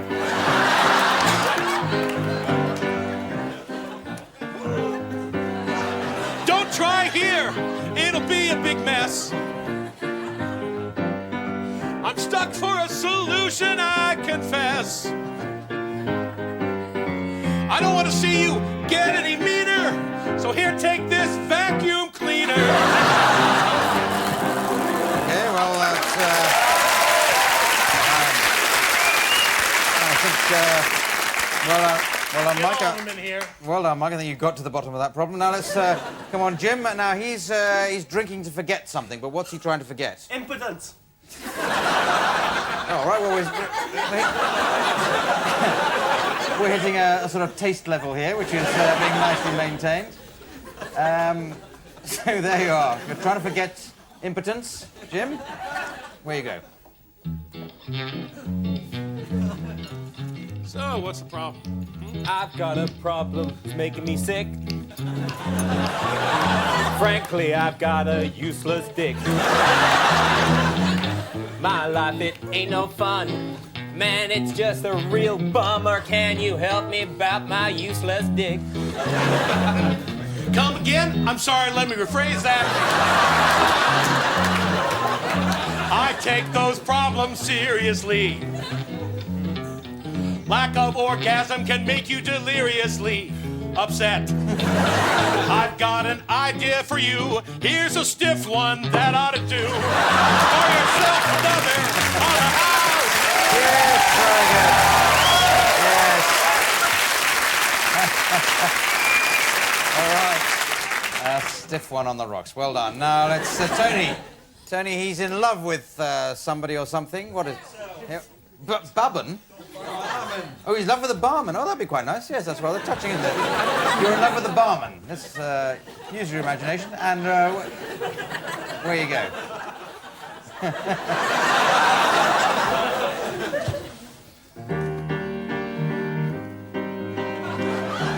So you've been coming in quite a bit. What's up? I'm the bacon. Uh-huh. And you're my chips. I'd like to shipwreck in those standy-out nips. You are the center of my life. If you weren't a big butch man, I'd ask you to be my wife. You know, a lot of people say strange things, but very few of them get through to my heartstrings. I put up a front, oh, for so long, but that burning in your eyes is oh so strong. You see through me, then do me right here.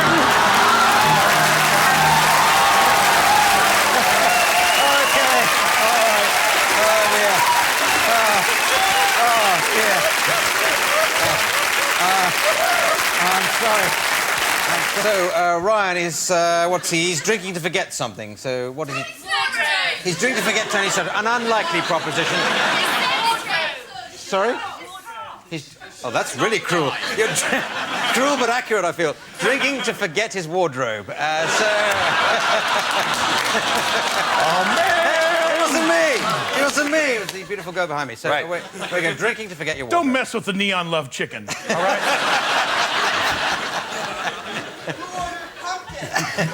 Shut up, everybody, shut up! It's the Styles tartan. I wish I hadn't said that. Oh, hey.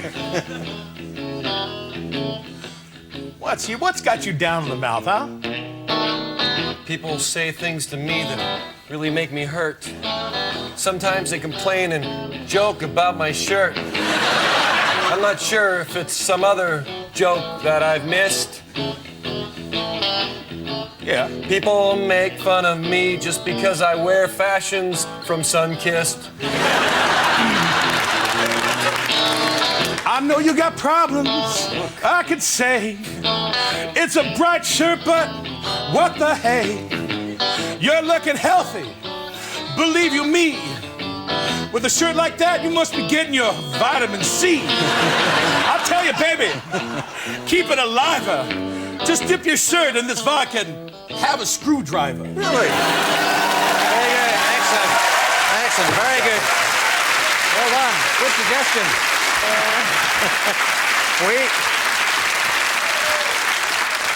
We like that one. Now, I'm sorry, Tony. we're closed. Now, Tony's in love with something or someone. So what's he singing about? Everybody always says himself, every time. He must love something else. Come on. I owe you $5. What's that? An inflatable pig. He's in love. He's in love with an inflatable pig. These girls all know you guys. They're going to get an inflatable pig. Pig. Okay. That's what you're in love with. Well, you've been out socially with Tony. Okay, inflatable pig, where you go? I haven't seen you around here for the last couple of weeks. What's going on, Tony? There have been difficult times. Shall I tell you about it? Lay it on me, brother.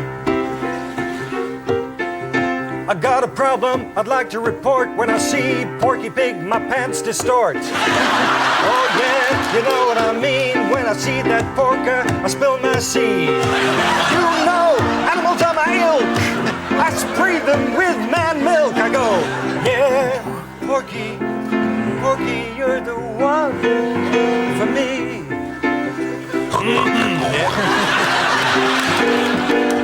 I've heard all around town how you've been thrown that late-night cottage, indulging in some porcine frottage. Well, you gotta get away from that. It's gonna ruin your name, your bad cat. I'd say don't do no more harm. Get yourself a nice, quiet place on the farm. But remember, above all, doing too much pork raises cholesterol. Okay, thank you very much. Thank you. Thank you. But Ryan's to come on down now. He's in love with something. What do you think he's in love with? His teddy bear. Love with his teddy bear. Very good suggestion. You're in love with your teddy bear? Away you go, Ryan. Here you go. Thank you. It's not alcohol, is it? No, just apple juice. I've got a friend. He's kind of new. He likes me, and I don't know what to do. He talks to me, and sometimes he begs. It's hard to turn down that little furry thing between my legs.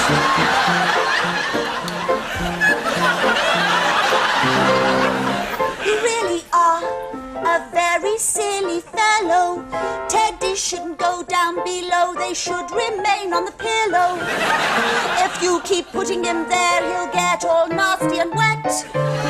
So don't keep doing it. Just use a neighbor's pet. I think...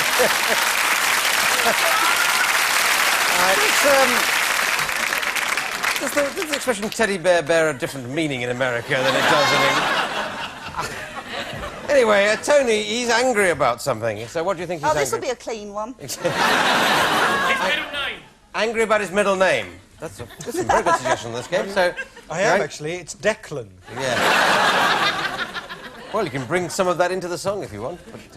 But, where you go, Tony? You're angry about your middle name? Come on, drink that. Calm down. I can't calm down. I'm too angry. What about? I got a middle name, and I feel malicious. 'Cause my parents called me Patricia.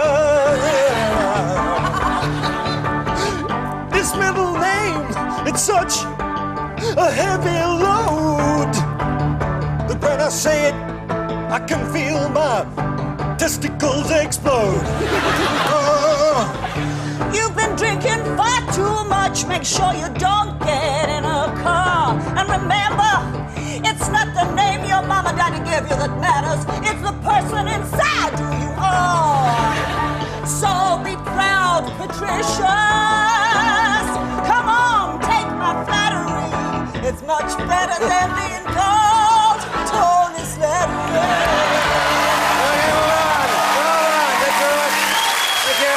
Thank you. Well done. And so Chip's in position now. Greg, he's drinking to forget. So what is he trying to forget? Anyone got a suggestion? Amnesia. Oh, yeah. There's always somebody who suggests that, as I remember it. Anyone else? Tax demand. Sorry, tax demand. Tax demand's a good one. He's trying... Drinking to forget his tax demand. Okay.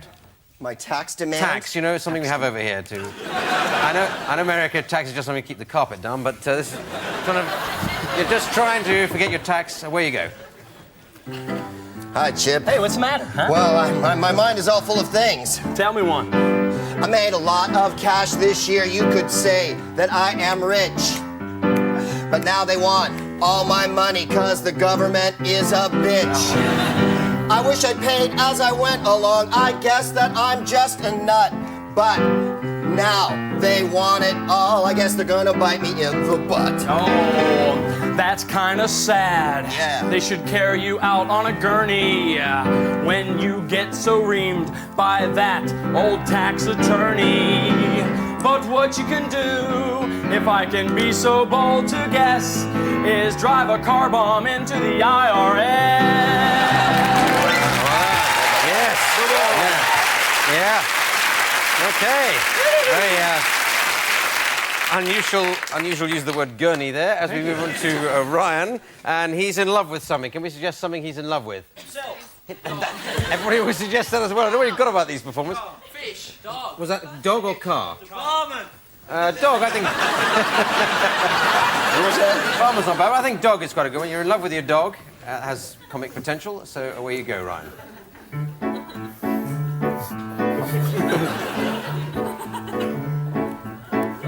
Hey, Chip. Hi. You know, lately, life really stinks.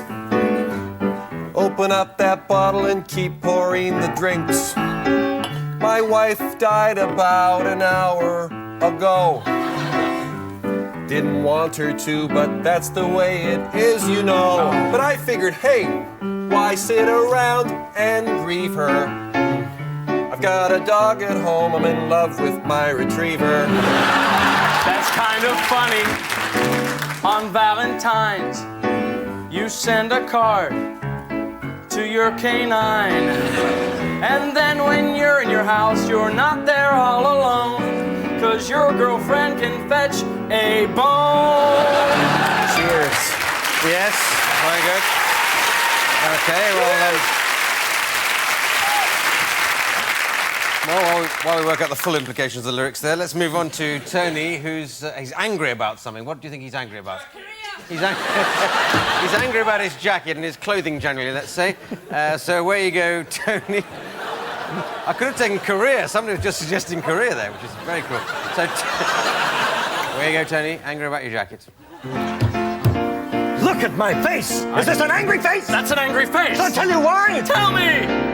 I went to a store, I spent a lot of bucks.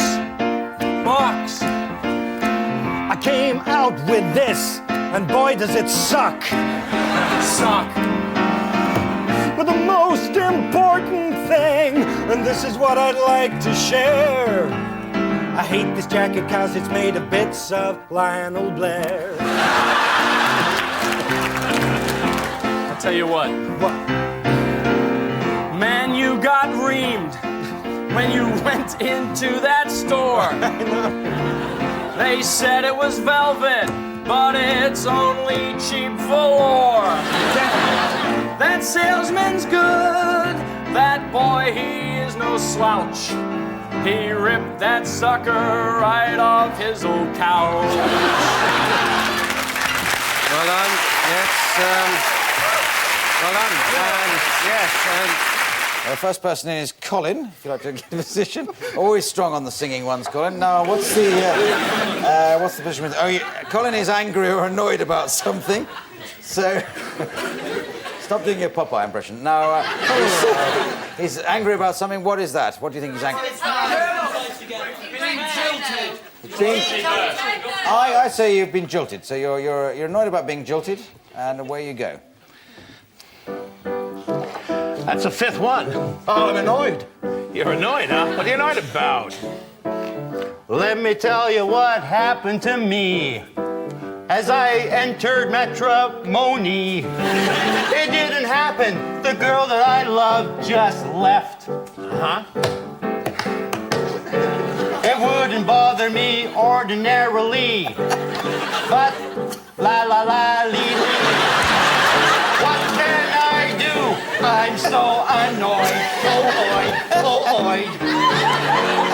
You know, there's sometimes words won't do. Instead, you gotta say, habadoo, whoops, gabadoo.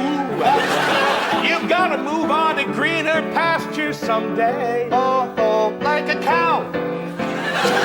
It's greener on the other side. And listen, buddy, I'm a bartender, I never lie. So get out and find another fish in the sea today.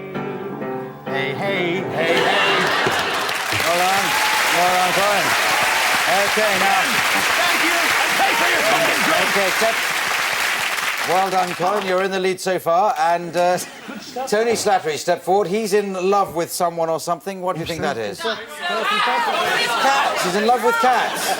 But make it cats. You're in love with cats. Cats. It could be a particular cat. It could be all cats. It even could be the show cats, unlikely as that may seem. So away you go. You're in love with cats. Take it away, Tony. Where in the hell have you been? I've got a passion from which I will not be swerved.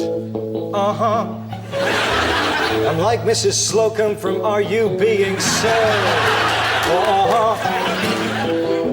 You may think that I'm some kind of wussy, but no, I can't get enough of daily pussy, so I'm in love with my feline friends. you've got a problem on your hands. I can smell it. It's those kitty love glands.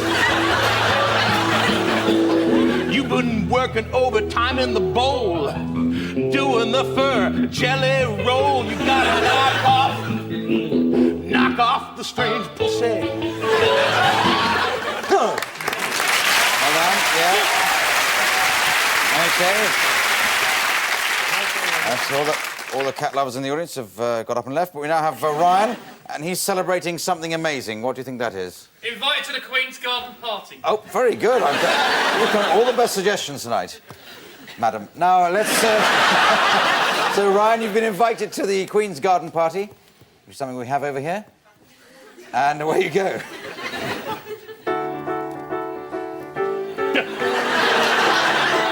It's a nice summery day, huh? Yeah. Hey, what's got you down? Well, You should be the happiest guy in the world. I got some kind of extraordinary news today. A special person's called me over for a little play. She's the best one that I've ever seen. Unfortunately, it's not that same queen that you're thinking about. This girl's name is Roy.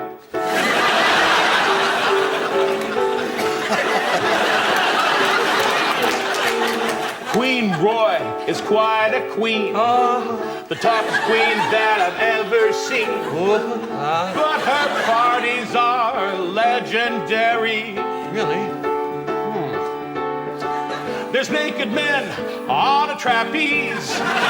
Nicholas Parson covered with cheddar cheese. Swinging from the balcony chandelier. It sounds like it's great. You are just in time for the vomit fountain of beer. Well, we're on. Okay. Well, and Steve is way in the lead at this stage as we go on to a game called Changing Room. It's for Ryan, Tony and Colin. Now, to come on down, first of all, equip yourself with these items. Ryan, you've got a drinks bottle, if you'd like to line yourself with that. Tony, you've got a towel. And Colin, you've got a bag. Now, these items have special qualities. If you've got the drinks bottle in your hand, it means you're paranoid. If you've got the towel, it means you're conceited. And if you've got a bag, it means you're angry. OK, in this scene, if you swap items, then you swap those kind of qualities or emotions. OK, all got that? You're paranoid, conceited, angry. Paranoid. And the idea of this game is, Colin, you're the coach at the end of a game, and your players here have lost the game.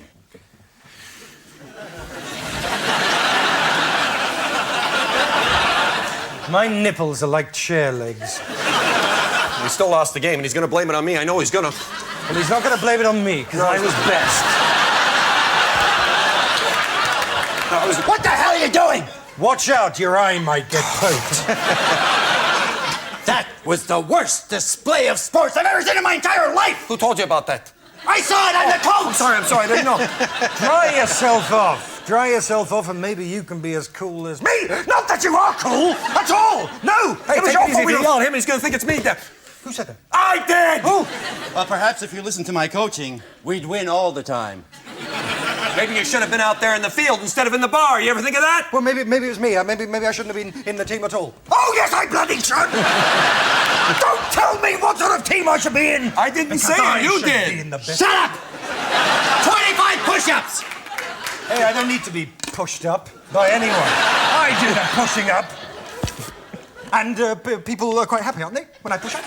Underneath, you'll do push-ups when I say, I'll do bloody what I like. Oh, yes. Am I the only one not yelling?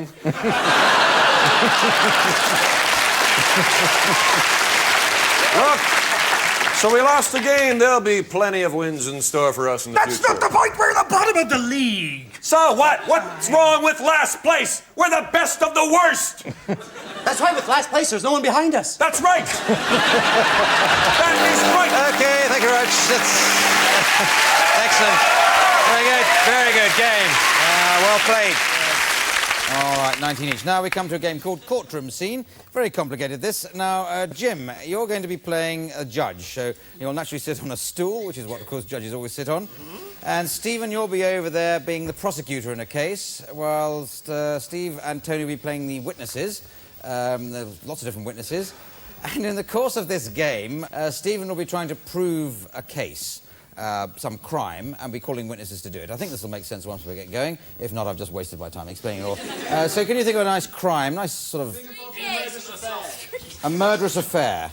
Sort of crime of passion. That's quite good. So it's a crime of passion you're trying to prove. And away you go. Thank you, my lord. Bless you. Crime of passion, as we know, is the most common crime committed involving passion. Oh, well put, sir, well put. There, I raise my case. No. I would like to call the first witness who was a witness to the murder as it happened on the 4th of the 9th, on January. Could you state your name and occupation, please? My name is Princess Margaret.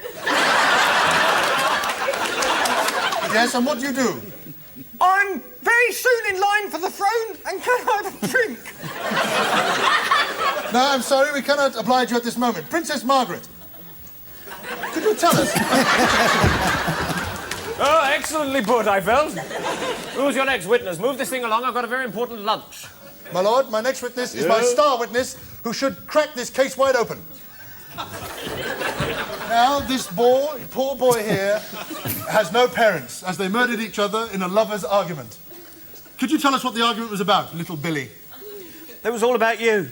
It was about you coming in between them, the way you did.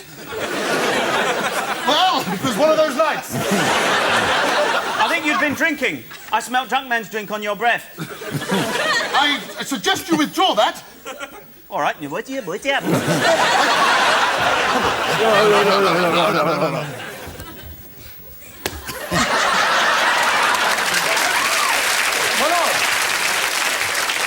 This, as we all know, is the late Freddie Johnson. Oh, no, it isn't. Oh, yes, it is. I'm just fresh from Panto. What do you want to know? Look at that. Oh, splendid witness. Ask him to do the pussy joke, would you? I think not, my lord. Will you raise your right? I want to do the pussy joke. No, you can't do the pussy joke. All right. Raise your right hand. Raise your left hand. Fair enough, I've heard more than enough. You've outlined the case very well. Thank you, my lord. I have no choice but to find the person guilty because they're obviously not a mason. Well, let's end on that. Jim, can you go over there and be the judge?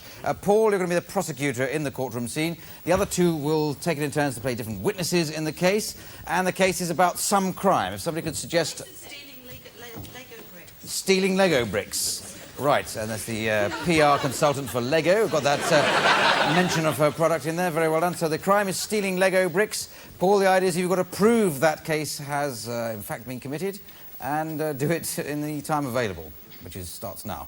Ladies and gentlemen of the jury, we shall now hear the case of the prosecution. I will prove to you, my lord, that some Lego bricks have been stolen by a person or persons unknown. Whoopee-doopie, I can barely wait. Lead on. I'd like to call my first witness Boppo the Clown. Boppo the Clown? Yes, Boppo the Clown.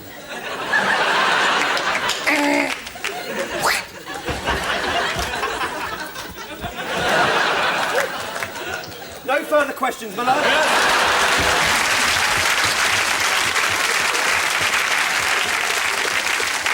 Your next witness is... I would like to call up the Roman emperor who had a stutter, so that's why I stuttered there, to make me feel at home. I'd like to call Mr. I. Claudius. Mr. I. Claudius, splendid. Is your first name I?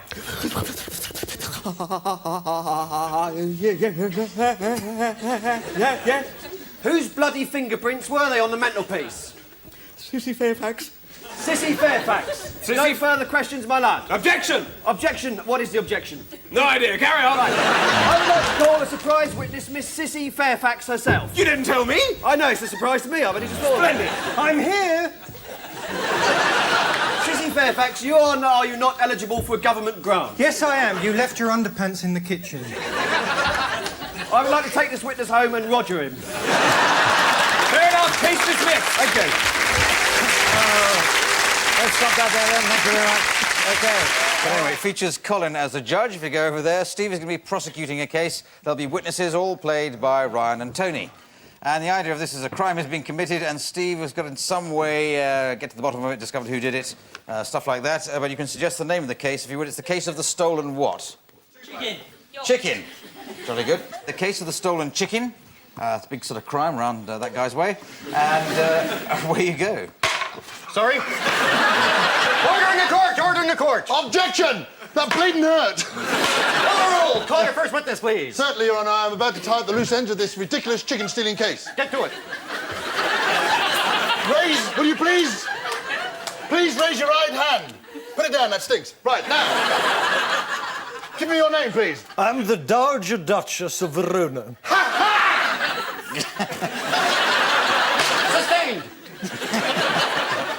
And where were you on the 29th, the 5th, the 7th, the 4th, and 9th? I can't remember the date, but it all ends up to 72. I was inserting myself in this badger. I'm afraid I won't be a terribly useful witness, as I saw nothing. I'm sorry, this witness is immaterial. Please call your second witness, then call your mother. She worries. OK. Now, your full name and rank, please, Lieutenant. Oh, just give away, never mind. Lieutenant Jack, the frozen chicken king. Chicken king? I raise chickens, I kill them, I freeze them and eat them. So, this man would have every motivation to steal the chicken. Not really, I own the farm. No further questions, Your Honour. I've made a complete brat of myself on that. You better come up with something more sustaining. I'm tired. Go ahead.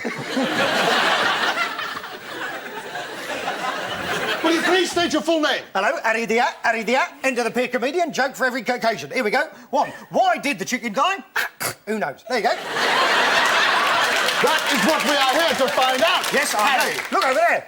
Oh. Molesting the prosecutor, Your Honour. Sustained. This courtroom is a mockery. On the next witness. Puckett, please stand down. I'm sorry, Your Honour. Where's the end of your gavel? It's immaterial. Again there, let's move along. OK. Well, certainly the funniest courtroom scene since the O.J. Simpson trial. And we're now going to a game called the emotion option. I'm going to give you some scenes, or a scene to do in a moment. Get some different emotions. Something like sort of lustily or something like that. I'll throw that one in myself. Lustily. Depression. Depression. I think that was just a sort of general comment about the audience. I had a bit of depression up here. So depressed, yes. Pity. Envy, yes. And what was that? You said pretty. Were you just talking to me? Oh, pity. Oh, you are talking about me, yes. Envy. So pitiably, yes. Any more? Hate. Greedily. Oh, greedily is a good one. I haven't had that for a while. Oh, let's do that one. And your scene, then, is... what is it? You're in the laundrette. You're 2 people in the laundrette, or 2 items in the laundrette, I suppose. Where you go? Your shirt ran very badly, didn't it, in the wash? Sorry, you're talking to me? Yes, I am. What cycle should I put my underpants on? I've got a Raleigh or a tandem. No, that's just my laundrette joke. Let's have a look at your underwear, then.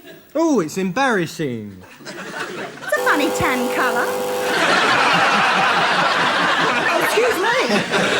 So do it in a depressed way. That's not the colour of the underpants. I just had a bit of an accident. Oh, no, I can smell you from here. It's depressing, isn't it? Depressing working in a laundrette. I'll just turn down the horizontal hold on that shirt. Speak for yourself.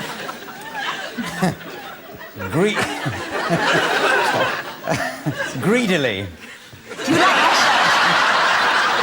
I love that shirt. I can't get enough of it. shirt? I like it too, and it tastes good. Would you like to try it? Yeah, get out of it first. No, this shirt is mine, I tell you, mine. No, it's mine. And I want that jacket, too. Well, you can have... I want my underwear. I'm going to eat them.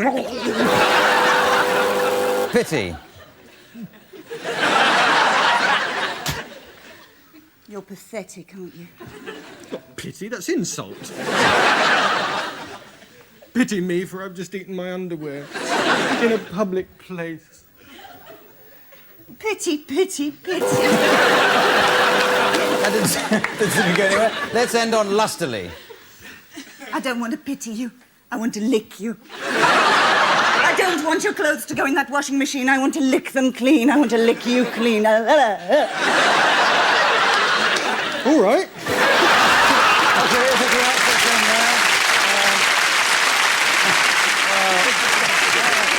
Now we go into a game called Every Other Line. This is for Paul Merton and Tony Slattery. And Tony, I'm going to get you to read Every Other Line from Murder by the Book, a thriller by Duncan Greenwood and Robert King. I think the page is marked in there somewhere. And while Paul is improvising away without the assistance of a book, and you've got to combine together in some way. Now, can you just think of a reason why Paul has gone to see Tony? Lost his false teeth. He's lost his false teeth. I think it happened earlier on the recording, actually, but that's a happy memory. So, Paul, you've lost your false teeth. You've got to see Tony, who has to read the lines from the book. And hilarity results. Can you help me? Well, I've lost my false teeth. Everything's fine. No, it's not fine because I can't eat my food. Down the sink? No, it wasn't down the sink. No, I lost it out the overside of a hovercraft. Oh, no thanks. Heartburn, you know. I know they're quite busy up and down hovercraft, but I want you to look for them. They're in the bottom of the sea. Neither do I. It's an acquired taste. It is an acquired taste, but I wonder if you could send a scuba diver down and get them for me. She's through there. She's through there, laid out on the bed. Well, I'll go in then, shall I? She's been through a hell of a lot in the past hour. Well, a lot's been through her, for what I've heard. She's dead. Well, that's never stopped me having a good time. Let's stop that there then. Thank you very much. And with 22 points there, we now play a game called Expert. This is going to feature Tony interviewing Ryan as an expert. So I'd like to come forward and get your stools. Has to be done on stools, this game, obviously. Now, Ryan is going to be an expert on something. Can you think of a nice, obscure sort of subject that he might be expert on? Metamorphosis of the frog. Yes, all right. So I think frogs generally, I think, would do it. So you're an expert on that, and Tony's going to interview you. Where you go. Hello, well, tonight we're lucky enough to have with us Dr. Patricia White.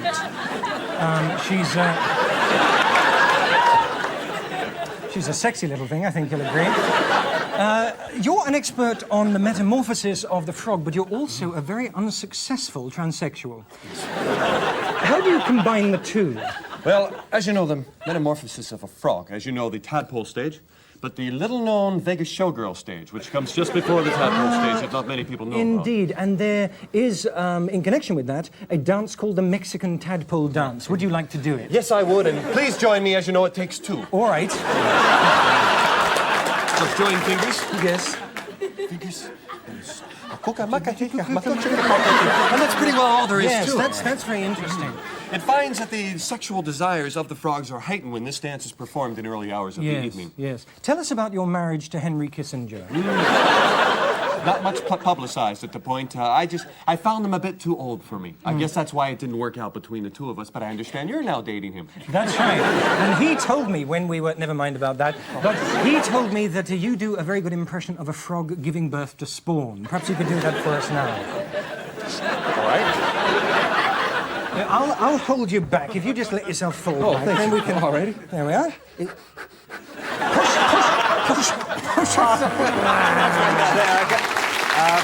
Yes. I think we need them now. You're right. Thank you. Now we move on to another game called Explanations. And let me just see what this game's about. Oh, yes. Now, Tony and Josie, can you like to step forward, please? You're going to be explaining something in just a moment. Can you think of a sort of deep philosophical question that might need explaining? Why the train is late? Possibly a bit deeper than that. Nice trivial example. This game works best if there's the existence of God. That's probably going to the other extreme. Let's try it anyway. You've only got a couple of minutes to do it in. Explaining the existence of God, please, but you could do it in the style of two 6-year-olds. God! Shut up! God! Yes, God's his man. God is not a man. God is a white cloud. Stink pants. He is. I'm not stink pants. You are, you're farty breath, but God isn't because he's clean. God is a lady. And backwards, it's a dog. And God lives in heaven and the devil lives in hell. Sometimes in Basildon. Yeah, that's end on that. Thank you very much. Always good. Well, I have to award points for these games, and I'll give 50 points to everybody there, apart from to John Sessions, and I'll give him 25 for going on such a lot. But it's fair enough. Now, the next game is called Film and Theatre Styles. We'll need the studio audience's assistance again on this one, because they'll have to give us a selection of film and theatre styles in which the contestants will be improvising, be dividing into pairs. So first of all, Paul and Tony, can you come forward? I'm going to give you a situation to improvise in, and then I'll cut in with the variety of different styles that the audience suggests to us. I'll just make a list of them, first of all. So, have you got a favourite theatre or film style that you like? Sorry? Mine. Well, that's... Greek tragedy. Greek tragedy. Hollywood epic. Hollywood epic. Soap operas. Restoration. Yeah, hang on, no, wait. I'll go with musical, I think. We've had Restoration before, and... Yeah, sorry. Wait. We've got enough now. Save them up for the next pairing, else we'll never get through this particular round. So, your situation I've got to give you is a homeowner speaking to his builder. So you can divide up who you want to be, homeowner and builder. Either you've got a home, or probably you are a builder. I've got a complaint. What about the plumbing or the brickwork? Which? The plumbing, the brickwork, the floorboards, the lack of them, no roof, no walls. In fact, it's just a building site with a piece of card with your house written on it. Going to Greek tragedy. The problem is the builder has just been murdered off stage.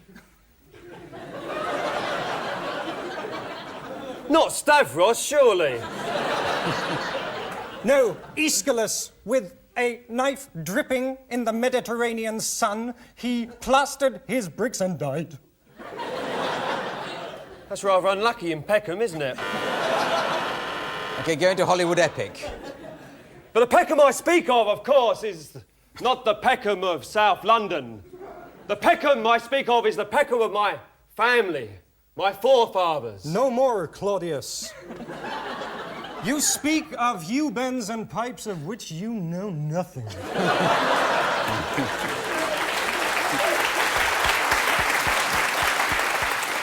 But why upbraid me, sire? Musical. You know?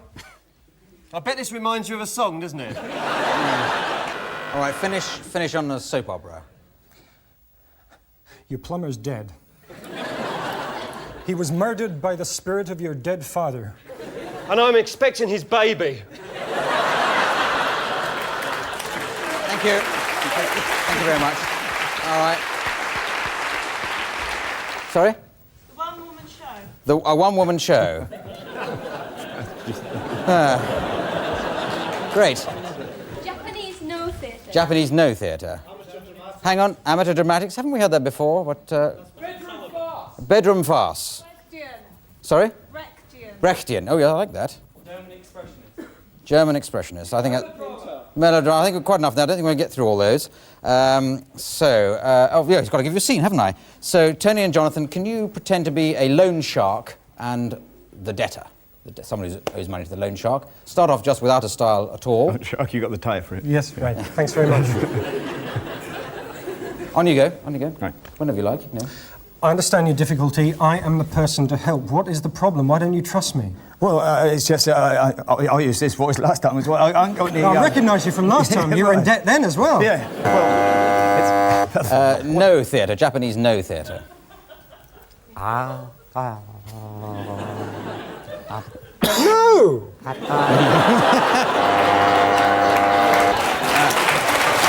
Dear. Yes, bedroom farce. Bedroom farce. Look, for goodness sake, I'll give you some money, but you've got to hide in the toilet with the vicar because my mother-in-law's coming. Quick, they're here. Hello, no, put them on. Look, take some money. Here it is. They'll good, absolutely. Hello, vicar. How are you? Nice to see you. Amateur dramaticals. Yes, you want some money? I'll go and get some. Gosh. This should... Sorry. This... prompt? What's my... One more. Gilbert and Sullivan. I have no money to money, spend. money. I have no money left money, to spend. No. Please give me some, please give me some, please give me some. Thank you very much. Thank you. Right. Well, that was very, very good. And for the first time, I'm able to award the maximum 83.5 marks for that particular improvisation. So we now go on to John and Tony. So if you'd like to come forward. Some more styles, please, for them to... Restoration. We've had that at 9 times. Escape movie. Jolly good. Magic Roundabout, yeah. Stock exchange information. Yeah. Yes, too silly. Now, the improvisation we like you to do is, Tony, you're having a dinner party and you have to pop next door to a neighbour to borrow some coffee. Pretty bizarre, eh? So, if you could start off doing that in no particular style, and then we'll rush into some styles in just a moment. Hi, I need some very sophisticated coffee. I'm sorry, I don't touch coffee, I just touch the air. You're doing Tai Chi, aren't you? No, I'm just a wanker, that's all. You're the very person we need to make up the numbers. Why don't you come next door? I'm not a homosexual. Documentary. Particularly, what was it? Stock exchange information film. Of course, the price of coffee can rise and can fall, and here to talk about that is John Sessions. Thanks, Jack. Coffee is a major problem in the world at the moment, insofar as you're better off in guilt. If, of course, you do drink the guilt, of course, you will have a likelihood of turning into maybe an Aztec, insofar as they swallowed a lot of gold all those centuries ago, Mike. All right, getting a bit into too much like Gold Blend there, and we'll go into Escape Movie. Did we have that suggested? Escape Movie? The plan's this. I don't want to hear your plan, Brett. Oh, so you're American, are you? Yeah, goddamn right I am, huh? You know what, God Save the Queen and all that? Adolf is laughing at you, man, you know? You Texans think you're so bloody spunky, well, you're not. I'm not from Texas. I was born in Melton Mowbray. You know that? I don't want to know about your flashy American new towns. We got to tunnel underneath the plantation and get all the coffee. It's simple. You want the tunnel? You dig it, right? Why don't we in an old favourite, Restoration? Faith! Why, my lord, I was just walking in Ranelagh, but 3 hours ago a sniff through the nostrils came to my ear, and my nose indeed there, Faith Meadow, she is coming close with her coffee beans dancing in the air, and I will be lower into her cup, my lord. So says me lady politic bumhole. Here she would come now, she would walk through the garden, she would bring a spindle of her wickedness close into thy heart. Come, draw it in. Art thou with us, madam? Wilt thou take coffee with thee, or wilt thou bring tea into thy heart, and there bring happiness? You know my lord Lovewit? He is a clever, pretty nobleman. He drinks coffee, tea, and also, when he is weird, herbal tea and chamomile. Say on. Rather would I spike thy blongy... What? Do not spike my billabongy blongy with thy Australian. It's not yet discovered. Thank you very much. Thank you. Right. Sorry? Macbeth. Oh, that's jolly good. Sort of Shakespeare, Macbeth, but with Sherlock Holmes. Blues Brothers. What was that one at the back? Disaster movie. Oh, it changed to disaster movie. Isn't it? It certainly wasn't that the first time round. Thank you very much. I will. Tish. I might throw in a carry-on for you, Greg, just to confuse you. I presume carry-ons have never been very big in America, have they? Oh, no, they're wildly popular. Well, Benny Hill made it. Now, the situation I'm giving you is two inventors, that's what you are, with your invention. Start, first of all, with no particular style, then we'll cut in with some of these suggestions. Eureka, we've done it. What is it? Throckmorton, it's a cheese wincer. A cheese wincer? Yes, when cheese is insulted, it catches its winces. Brilliant. Does that mean I can sit on it and everything's going to be happy? Please, be the first to sit on it. It works! Macbeth. Oh, waar is dit? Dan echt de gekker hier. You suck on the cheese. And Lawrie, that's a flat like your head. You pissed again.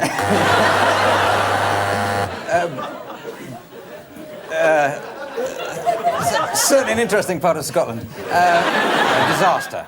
Oh my God, it doesn't work after all!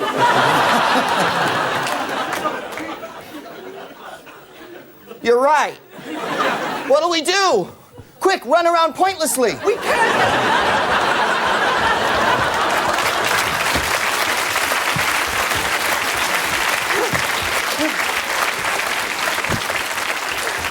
It's either an earthquake or I'm developing a nervous muscular disease. I don't know. Let's end with Tony doing a carry-on movie, and if Greg, could you do a cookery program at the same time? So, this your invention then? I'll just go and... oops, sorry, didn't mean to, sorry. When you're using the cheese, Windsor, always remember, keep your knuckles away, for it'll grate those little bastards right off. Not so little from what I've seen. Okay, let's end on that. Thank you very much. Surrealist, yes? Gone with the Wind. Sorry? Gone with the Wind. Gone with the Wind. Well, a sort of epic style. Kurosawa. Home movie and cartoon. I think we've... That's not really a style, is it? That's almost totally lacking in style, I'd have thought. But, Greek tragedy. Always popular Greek tragedy. In Greece, anyway. So, the scene I'd like you to improvise, Tony and Josie, is a patient going to see a doctor. Whichever way around you want to do that. First of all, with no particular style, and then I'll switch you into styles as we go along. Where you go. Well, Miss Lawrence, what seems to be... I mean, obviously you've got quite a few problems, but what's the principal one? Well, I'm a little bit nervous to tell you, Doctor. I've never been to a holistic doctor before. Well, just take your clothes off, then. Are you sure that's what I have to do, Doctor? I mean, No, it is a squint in my eye. All right, I won't then. That was just to put you at your ease, so I won't ask you to take your clothes off. I'll take mine off. Thank you, Doctor. Surrealist style. You see, I have an onion.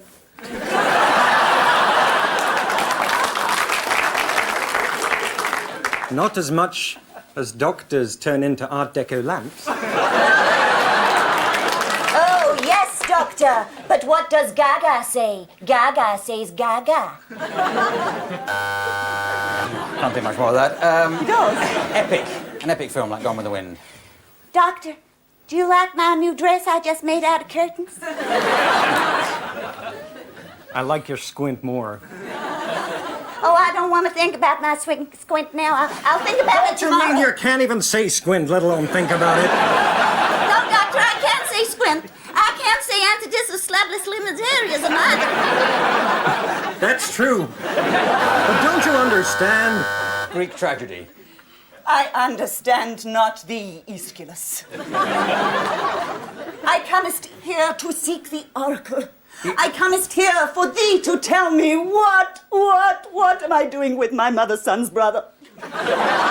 You are waiting for the Doric temple to part with the winged eagle flying through with a box of antihistamines.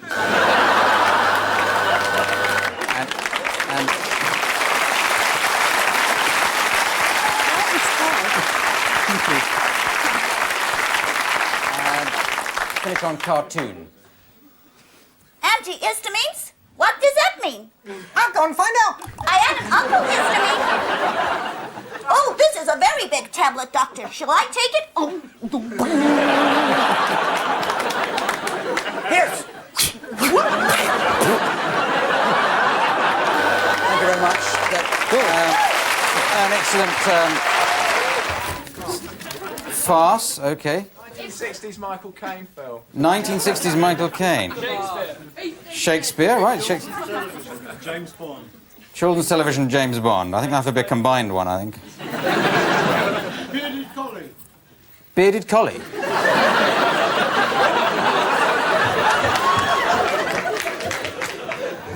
Do you mean one man and his dog? Or just came out as gibberish, that's all.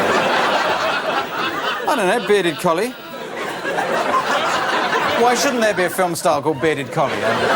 OK, so I'll give you a situation. You're at a pawnbroker's. One of you is the pawnbroker, the other obviously is the pawnbroker. And away you go, and I'll give you some stars in a moment. What have you got for me, sir?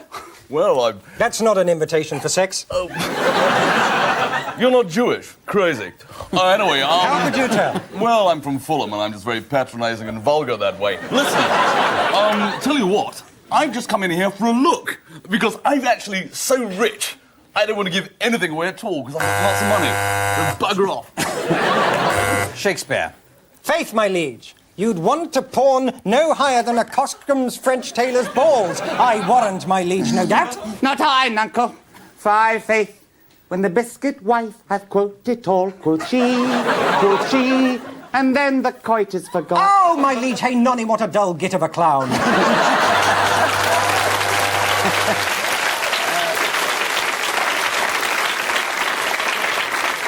1960s Michael Caine. You're out again, Jack.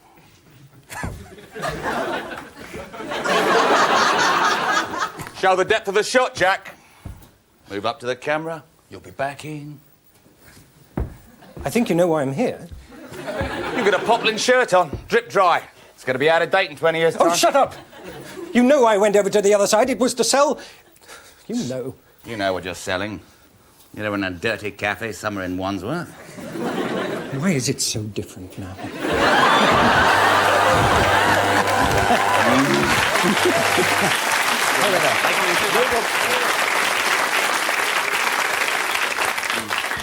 Bearded Collie. Hello, I'm Bearded Collie. I'm Bearded Collie. My real name's Colin, but I've got a beard and I think Cole's a bit boring. And this is me Collie. Collie with his collie.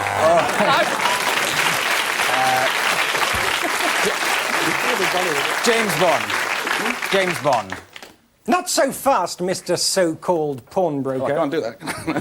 You can do it if you like, but it won't help you escape. No, that's right, Mr. Bond. Thank you for reminding me. We are in a pawnbroker's, aren't we? You've noticed that I have no tie on. I've got one of those sort of Chinesey, done-up tight jackets that Charles Grey wears. Let the girl... I'm not Blofeld. I'm not Blofeld. I'm just somebody with a lot of black hair combed back, and because I'm Chinese, I could be killed off very early. You think you're the villain? Well, you're not. Hang on a minute. I didn't know that Johnny Morris was in this film. Thank you very much. Let's end on that. Sorry, what was that? An advert. An advert. I did. Punch and Judy. Advert. Punch and Judy. Jack and Lawrie. Jack and... Grass? Oh, farce. Or grass. And pantomime, yes? If anyone has any grass, by the way. Yes, Rory likes to play football. Yes, I'll give you a situation, shouldn't I? Yeah. You're two commandos in a submarine. Why you should be there, I have no idea, but away you go. And I'll give you some stars to cut in a minute. I love you.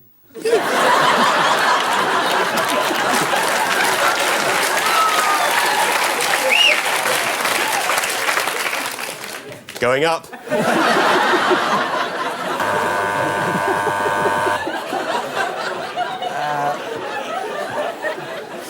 Farce. Grass. For goodness sake, look what you... My God, I'm improperly dressed for Shut up!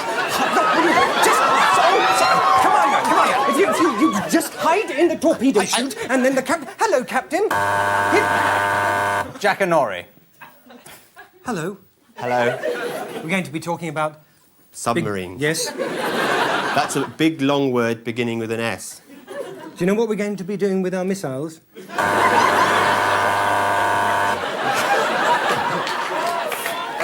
Thunderbirds. Did somebody shout that out? Thunderbirds. Thunderbirds. You are so evil, Master. Have you...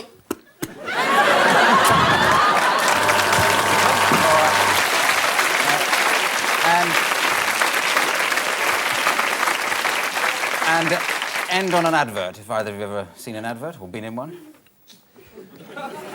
Ladies, stop shaving your legs. Blow up Russia instead. With the new Lady Remington Silky Smooth facial hair removing submarine. Yes, let's end on that. Thank you. Adventure movie. Easy Rider, well, I think that's a sort of style. Amateur dramatics. Oh, I think we've had Woody Allen finally. Tennessee Williams, yeah, that's good. Yellow Pages advert. Yes, always help Mike McShane week, isn't it? Right, so your situation is, Mike, you are recruiting Tony for your Magnificent Seven. Okay, that's your situation. I'll give you some stars in a minute. So you're Lumbago de la Tour, noted dog raper, huh? Well, listen, Poochie boy, if you make it out of this man's army, we'll pin a medal on you. If we don't, we'll pin a bullet right there. Shut your face and put this collar on.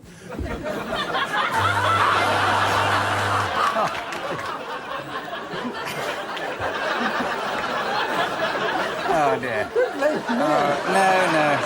No. Yes, all right, amateur dramatics. I'm sorry. I'm God, they're out there. I'll willingly join your band of frankly frightening desperados. Then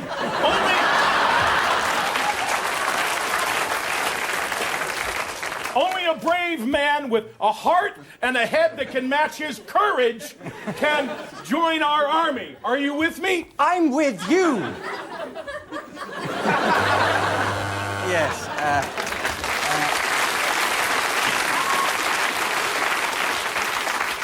Easy Rider.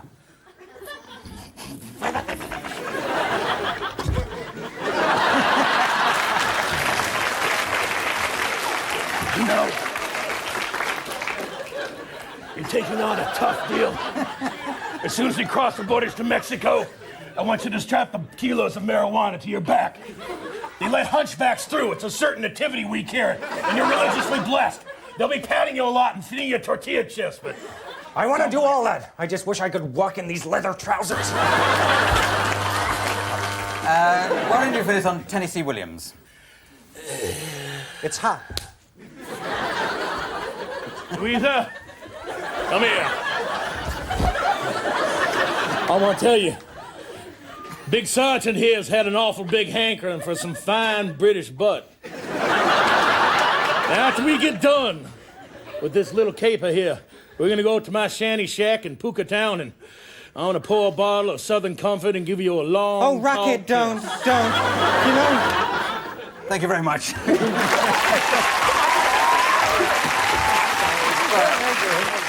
Home video, that's interesting. Ethel Merman, not specific people really, but... Disney. Well, that is a specific person, but I think I'll get you. What, a theatrical one? Star Trek movie. Star Trek movie, a very popular play in Shaftesbury Avenue, yes. Any others? Pantomime. Pantomime? Yes. Jolly good indeed. Well, that's good. Now, your situation is, please, you're improvising, you're in a butcher shop. So one of you could be the butcher, one of you could be customers, both customers, you could be a chop, I don't mind. So where you go without any particular style, and I'll cut in with some of those from the audience. Hello, madam. Would you like a big joint? Don't mind me. I'm just a funny butcher, that's all. Yes, you are, aren't you, Jack? I'd like some lamb cutlets, Lamb please. cutlets? Pound of sausages and some chicken portions. Chicken portions. Which part of the chicken would you like, then? Breast, please, and I'm only 16. We should go in a telly together, shouldn't we? No, we shouldn't. No. Yes, indeed. Star Trek movies. It's a good thing since the second series I've got a strangely bald head and a French accent, isn't Yes, it? quick, let me put a drumstick in my ear. Lieutenant Uhura, you've changed. Let me re-frequency your frequencies. Wee sauce. Let's go into Disney. Oh, look at all the little animals, and they're all dead. That's right. That's fine. Let's go on. You can't beat that. Pantomime. They're all dead, but I know a song that can make them come alive, don't you? Yeah, then let's make the dead animals come alive song. That's right. You start. I know. Why don't we split the boys and girls down the middle? All right. You take one off, and I'll take the other. All and right, we'll make the animals come alive, won't we, boys and girls? Singing the Make the Animals Come Alive team. Right, Team A, that's your half, and Team B is you, madam. All right. Okay, we haven't got time for all that. Let's move on to gangster. Let's end on gangster movies. I know who shot those animals. Well, it weren't me.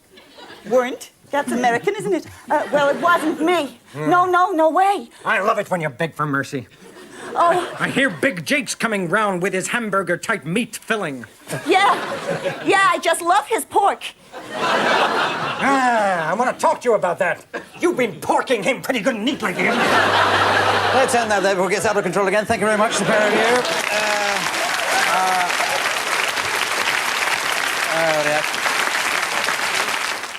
Home video, yes? Restoration comedy. Chinese opera. Very sorry?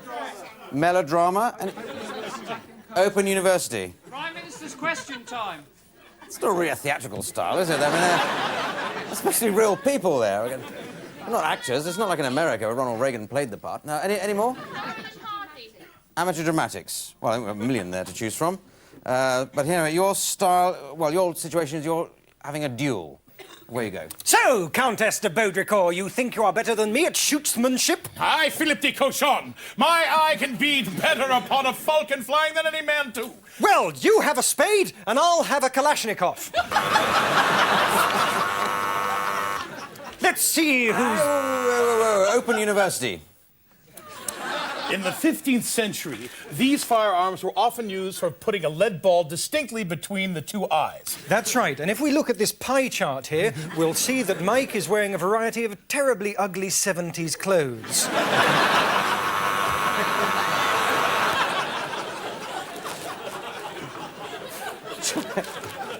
Stop giggling, Tony. It's Chinese opera. Ding, ding, ding, ding, ding, ding, ding, ding. Now I got to use you. I know you're the rifle cannon. Oh, Lotus Master, once you teach me the secret of the lead dragon, I will be the most powerful man in Pekong. What's all this rubbish going on? Let's try home video. All right, hold still. Okay, You're all right. Okay. No, now I'll you pretend to shoot you. I'll pretend to shoot you. No, fire. No, okay. Did you get that? No, point at the camera. Did you get that? Point at the camera Sorry, here. I've just been in a toilet. I've got trousers. Okay, go on. All right, there you go. That's got enough of that. Let's finish on melodrama. So, you point the camera at me, the very camera you filmed. Oh, go ahead! Make long noises like a cow! Nothing will save you now! I know what will save me. I'm going to walk in a completely implausible fashion. To the death, I say! I can't go through with it. I had a change of heart. You're acting so bad, I decided to kill myself! No! Marry me instead! Natural conclusion to that. Phantom of the Opera, so yeah, that's sort of David Lynch horror. Yellow Pages advert. Yeah, Yellow Pages advert's very good. That's a good selection there. And I'll give you your style, your situation to improvise. You're on a shipwreck. You're two people who have been shipwrecked. Okay? Yep. First of all, with no particular style, and away you go. Get off my part of the island, you bitch! Why, the island seems to be moving for me and not for you. That seems very strange. Yes, like our orgasms. If we... Yellow Pages advert. Well, if you don't like the orgasms, perhaps we can find ourselves a new one. Now... Yes. Let's look under M for multiple, shall we, Sandy? Why don't we... Seeing as it's you, let's look under R for realistic. Oh, yes, here we are. Single, not very good, but does happen very occasionally. That's the sort of thing. That's hopefully moving the plot along a bit. I don't know, horror. Ah!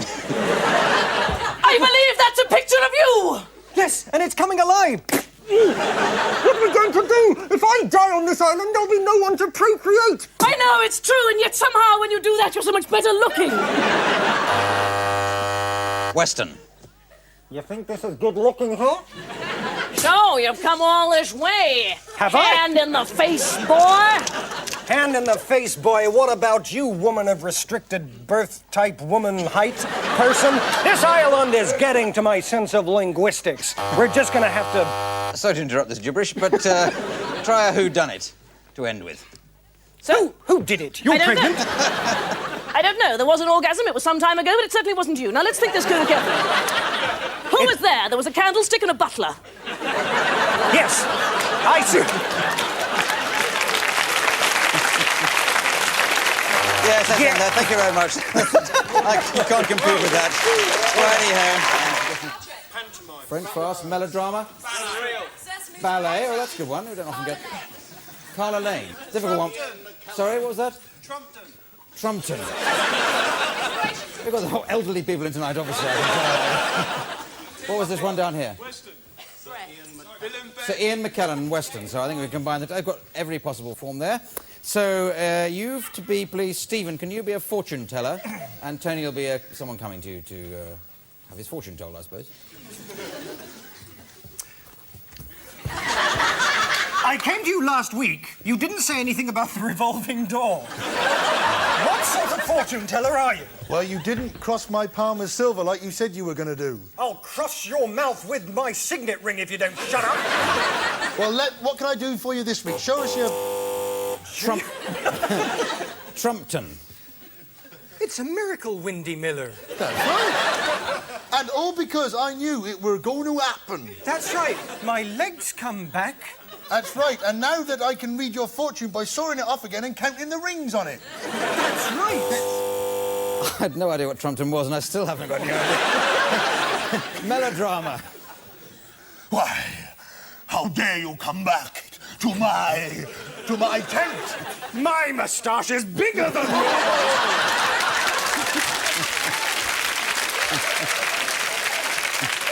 You're no fortune teller. You can't straddle the range of emotion. What don't you see? Ballet.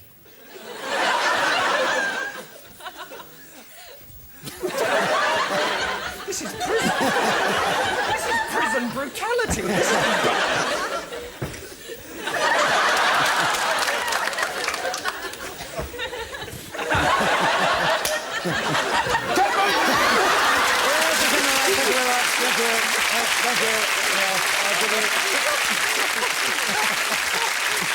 All right.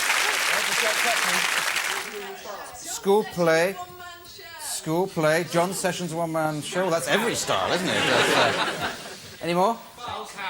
Noel Coward, yes. Noel Edmonds. Noel Edmonds. The word is style we're looking for here. Sorry? Dance hall. Oh, that's good. I misheard that, first of all. Dance hall. Oh, it's meaningless, apparently. Have you ever seen a play in a dance hall? Yes, you have. Never mind. I'll give you a scene now. What are we going to do? Oh, yes. One of you is running a bar, and the other has gone into that bar to drown his sorrows.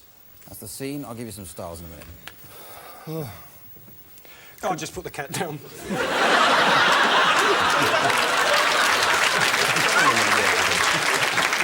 I can't work with this. What can I do? You ice on a slice, sir? Hang on, I'll just put down this cactus.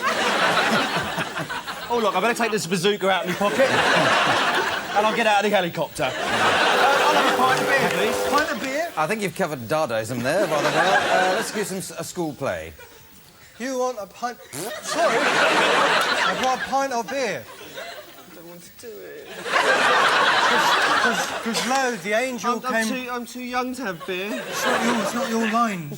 Fat Baby Jesus. Yes, very good. How about a bit of music hall? Musical. Or Baby Jesus? Baby Jesus. Baby Jesus? Is that what you said? Baby Jesus, that's what I said. You know something about that, didn't you? Oh, I do I? Oh, yes, I do, yes. Off you go, then. Oh, all right.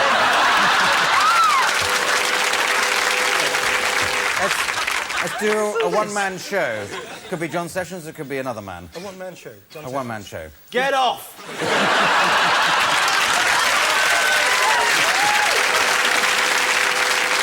All right, a bit of Shakespeare. It's a man going into a bar. Shakespeare? I haven't even got it. You keep buzzing, didn't you? I think when it's a slaphead.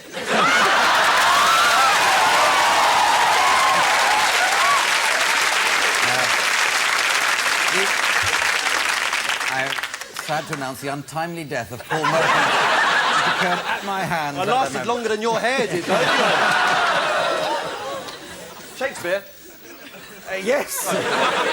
I would like to quaff some of this ale that I see displayed before me in various bottles of various hues. That's Bela Lugosi.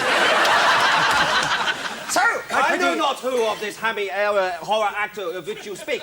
My liege, you're pissed. I may be pissed, but I still have a craving for dry roasted peanuts. Let's end on the farce we're developing into anyway. Dry roasted peanuts, quick, put them down the front of your boxer shorts. Here comes the real barman. I'm only standing in. Oh, are you standing in what? Hold on, it's a vicar. What's he doing with that horse? Okay, let's end there. Thank you very much. Thank you. Okay. Amateur dramatics? I think that's what we're basically doing anyway, but... any others? Any more advanced ones? Sorry? Black comedy. Biblical epic? Yes, that's good. Shakespeare. Shakespeare. Melodrama. Melodrama. I think that's quite enough. Any last one in... Russ Mayer. Russ Mayer. Oh, yes. Always a popular suggestion, Russ Mayer. And, really, isn't it? Anyway, let's... a bank hold-up. That's what I'd like you to do. You're improvising a bank hold-up, and away you go. 50s. Give me your Italian loafers. I like them. And the money. That's right, I remember. How did you make that noise? I know you're nervous, but just give me the money and stop breaking wind. Just don't shoot me, mister. Just don't shoot me. Oh, God. Okay, let's do a biblical epic. Bow before the shoes before you. You're a young man, you shall have 15 sons and name them Seth. This other commandment, the 15th, thou shalt always have odor eaters. It's more of a guideline than a commandment. Right, okay, let's do Shakespeare, Shakespearean. Guidelines, my liege. You point your Italian brogues at me, forsooth. A pretty little non-funny comedian you are. With a pointy hat. Money, doubloons, and ducats now. Speak thou to me a funny! Thou speakest to me in a language I does not understand. What was that last word? Well, you're halfway there already. Amateur dramatics.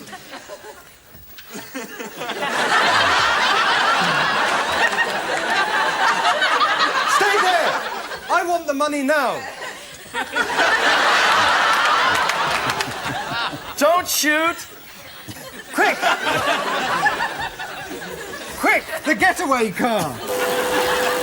Western. End on Western.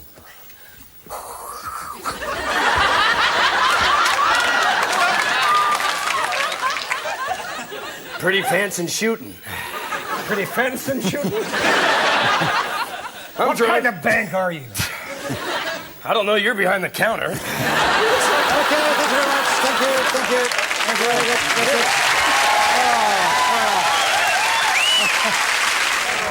Pantomime. Shakespearean. What was that, Porter? Porter. Cole Porter. Love Love boat? Is that just your nickname for me? I don't know.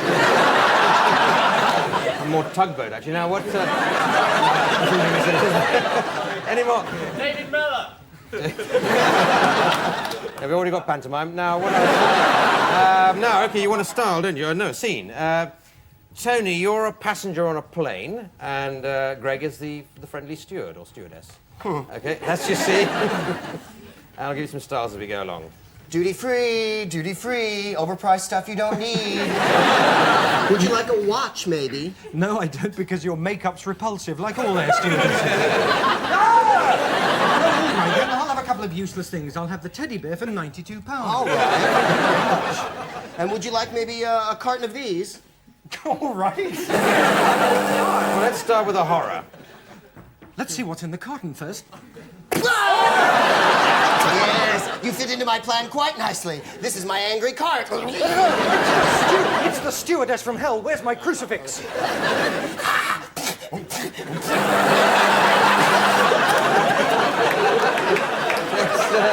Let's do a pantomime. Did you see the way she spat at me, boys? We know know a song about spitting, don't we? Off you go, then you start. All right. Everybody over here, spit, spit, spit, spit, spit, spit, spit. Sing, Derek! That's right. That's right, spit, spit. And my half of the audience go... Cough, cough, cough, cough, cough, cough, cough, cough, cough. Well, boys, who do you think... Shakespeare. My liege, yes, come stewardess-type person. You wheel your trolley forth with goodies, none of which I want. Hard cheese, says I. See how I wheel my cart, and I caper and bandy about. So. No! Wait! You cannot do this at your leisure. Please show me the safety procedure.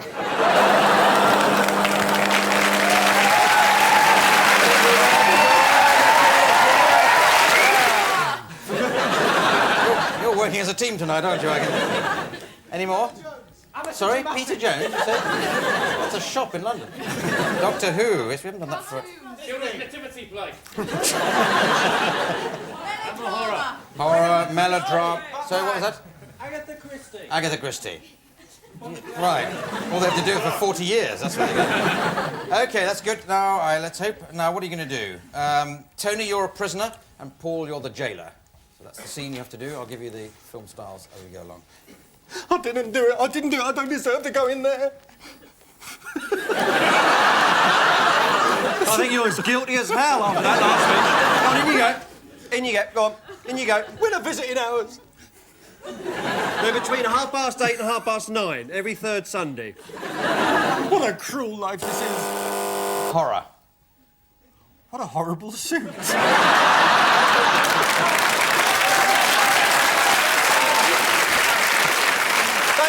That's good, coming from somebody who's dressed up as Doc Holliday. This is just lapsing into personal abuse. It's just abuse. You shut your face. Well, let's... you're already getting there already, but do children's nativity. And then the jailer said to the baby Mary that there's no room in the jail.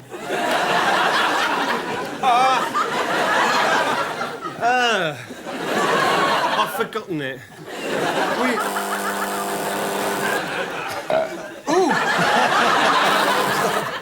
I did that in a nativity play. I burped, so that's yeah. So it's like personal, isn't it? Yes. We're lapsing into nostalgia now. Film noir. Listen, Norris, you're never going to get out of this. But yes, Norris, that's your name. Bert Norris. You're never going to get out of this prison. I'm going to turn the light off. Look. Yes, it's interesting the way the lights... Hello, where's the cigarette come from? What's all this? Excuse me while I just get on my moped.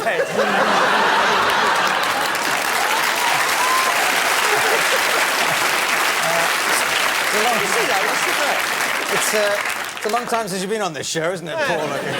Doctor Who. Doctor Who.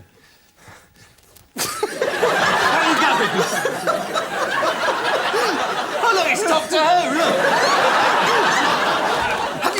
Have you noticed this cell is bigger inside than it is outside? Yes! You can say the same thing about my underpants. No, you can't. And let's end on pirate film. Arr! I know what we do. Yes. Dyslexic pirates. I'm gonna swing through those bars and then I'll be outside. Quick, come on, me hearties, let's break out of jail. But I'm the jailer. Well, let's end there. I can't say any more. Right. Well, Fantasy Island. Yes, that's definitely very American. Tennessee Williams. Fantasy Island. Tennessee Williams. Yes. Good. Baywatch. Starsky and Hutch. Baywatch. Baywatch. Yes, you're doing premature improvisation there. Be careful. Any more? What's that? Rubberware instruction movie. Do you like those ones? They come in that special... Oh, no. Any more? Rocky Blossom? Blossom? What's Blossom? The Rocky Blossom horror show. Yeah. What is Blossom? That's a shoe polish, isn't it? Cherry It's an Blossom. American sitcom, homeboy. Right, jolly good. Blossom, we'll start with that, I think. Oh. That'll sort Tony out. OK, what's your scene, you're asking? And I'm going to tell you, I hope. A sculptor and model. One of you is a sculptor, the other is a model. I have never seen such glasses before on a model. Give me more passion. Well, all right. I said passion. Not... Yes, that's better. That's better. Tennessee Williams. My, but it's warm in here. I remember the first day you came to the sculpting school and asked me to model. You was wearing that red skirt that I love so much. You're not married anymore. Have you forgot about Biff? If Biff finds you squeezing me like this, he's gonna put that chisel where you'll never find it. Do a bit of Blossom. Well, I am a 13-year-old girl coming of age. That's quite enough of that, then. Baywatch.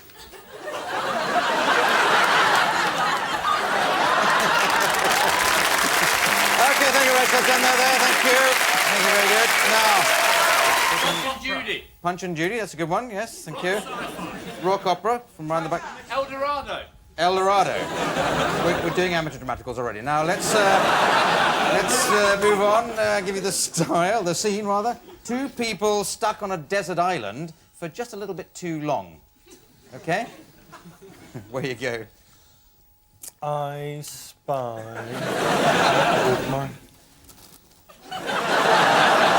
Oh, this is hopeless. This is hopeless. We must build a fire. With what? With what? We have a lot of things to put a fire out with, but we have nothing to build a fire with. I'm buck naked, you're buck naked, the tree's gone, the dog's been eaten, we have sand. A big lump of sand. Do a bit of El Dorado. There is lots of sand here, yes. That's because it's a crappy film set. And if we dig deep enough, we may find some talent, but I don't know.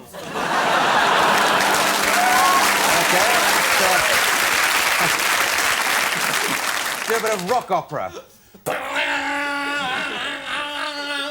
You dig the sand. The sun goes down again. We're never gonna survive. But just in case we do, I have to say, I love you.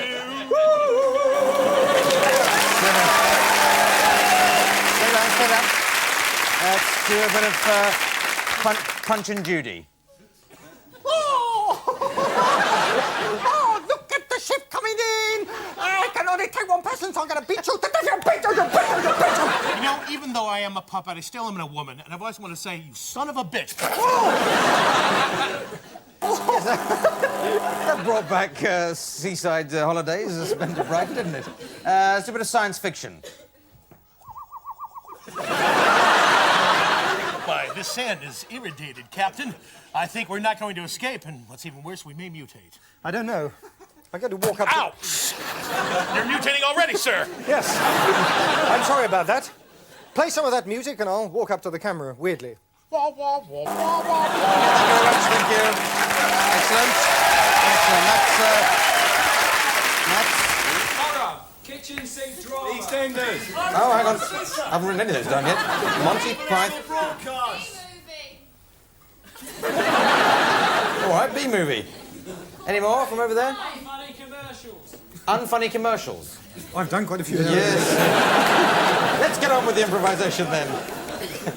We're going that route. Now, Tony, you're coming to Steve for have a go on a fairground rifle range. Rather complicated suggestion, that. And I'll give you some styles in just a moment. Roll up. Hello, mister. How much is it? It's 50p for 3 shots. How old are you? I'm 42. Well, the prize is we got a teddy. Yeah. And a blow-up teddy. Oh, right then.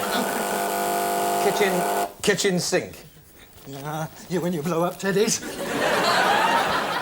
You kids come round here thinking you can win all the prizes. just because you have it hard living in the flats. Yeah.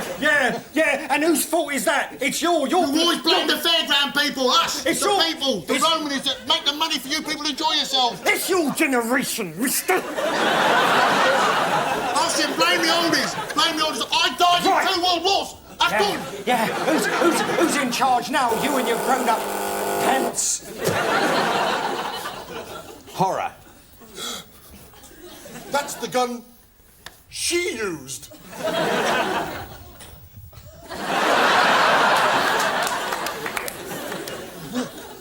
Notice the way the blood is still dripping. Drippling. Would you like some gin? Dribbling down the barrel. Yes, there's something strange going on in this fairground. That teddy, it's beginning to move in a weird way. Look, it's driving the dodgems by itself now. I think we're nearly there anyway. B-movie. Yes, but they're no ordinary dodgems. That's right. Not since that flash in the sky last night at midnight when we were asleep. That's right, which was filmed very cheaply in a quarry. That's right, where Doctor Who was filmed. That's right. But look, over here, Chuck. Janet, don't! All right, I won't. You're a woman, and I'm the professor. Well, take your hands off me tits then. Okay, thank you. Yes. Busby Barkley, was that? Yeah. Okay. Children's Nativity. Children's Nativity, yes? Children's... Disaster movie. Right, disaster. Neighbours. You say Neighbours? So more of an acting star we're hoping for already. One more? Disney cartoon. Disney cartoon, right. OK, and your scene is 2 dustmen finding something interesting in the rubbish. Yeah, just empty it in a garden, like always. Exactly, yeah. Oh, hello. Here, look, the strut, the light, look at that. Cool. Have you seen one of those this size before? I wasn't pointing, that was pointing this. Right, I'll tell you. It's still moving. It is. Well, don't do that to it, Oh, then. that's better, yeah. Let's help you out. Disaster. Yeah. It's making the whole street shake and all the bins are emptying themselves. That's right. That's right. What about our bloody Christmas boxes? There they go. Let's run about for no reason. All right, Do a cartoon. Look at all the mess you've made. Look! $500! Cha-ching, cha-ching, cha-ching, I'm gonna have to hit you hard.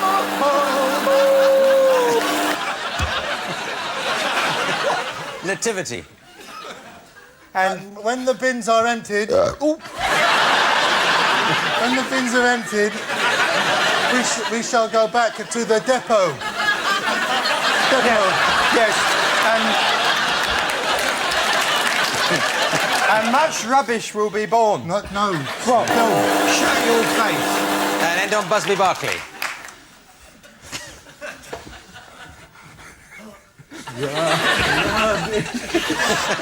Bang, bang, bang.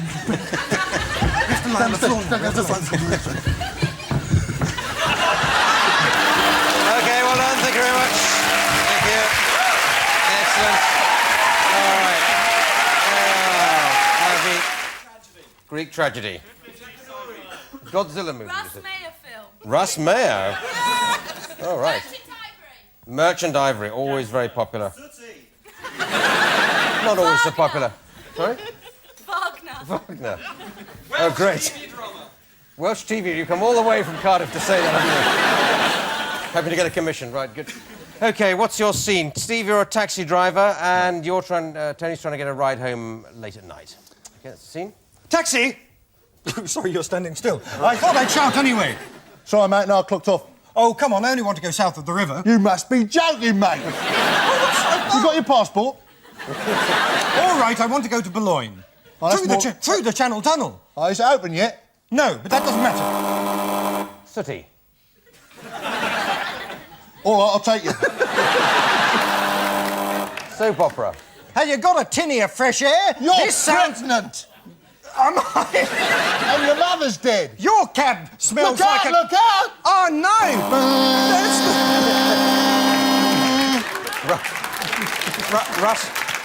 Russ Meyer.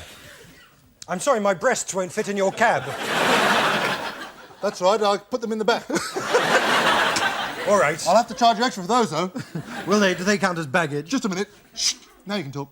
I was on your window all along. That's right. The window of love and life. Yes. I'm now in a left-hand drive taxi.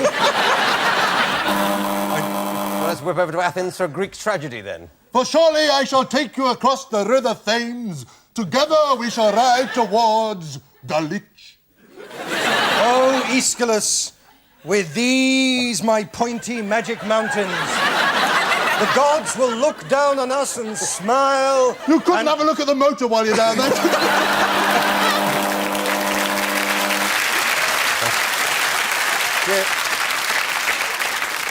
You're nearly there with the accent already. Welsh TV drama. Look at the size of these, then! I think it's a carburettor, you see. I'm having trouble with me carburettor. Have you checked the spark plugs, isn't it? Look, you! You're from Japan, aren't you? That's right! You get a lot of Japanese tourists around here. Start the engine, then! Okay, sit there. Gotta move on. Right, Tom and Jerry. Yes, I can see why you might think that. Carry on. Yes? Hammer horror. Hammer horror, always a good one. Movie. Which movie? B. B, all right. Medieval mystery play, that's a good one. Restoration comedy. Restoration comedy. One more, what was that? Little House on the Prairies. Prairie. Yeah. Is it already? Not with the time this is transmitted. Now, what's your scene? Steve, you're leading a mutiny on Tony's ship. Right. Captain, I've had a word with the men. Have you? What did they say? Well, we don't think you're sailing this ship right. Don't you tell me what to do. It's all them frills you had us put on the sails. We didn't like them. Why not? Well, it sort of slows us down round the Cape of Good Ore. Cape of Good what? You heard, Captain. You'd be lucky. They don't call you Captain Hornblower for nothing, do they? That's what we don't like. You swabbed the bloody decks. We found biscuits in the maggots. I know. That ain't right. That ain't right at all. Which county do you come from? It's changing. Moment to moment. Hard astern. And a bit soft round the front. Thank you. I hardly like to interrupt, but... and I don't think I'm going to change it much. Medieval mystery play. Where's the crew? I don't know, it's a mystery. Why, of course, it's the Mary Celeste. What do you expect? But surely, if our Lord is to be graced in this noble year of 12 and 22, the men shall surely take prayer and throw you overboard as you cast adrift. Bitch. That's not medieval. Well, you've evidently never seen a medieval mystery play. Or if you have, you're not going to recreate it for us. Well, why don't you do a Hammer horror?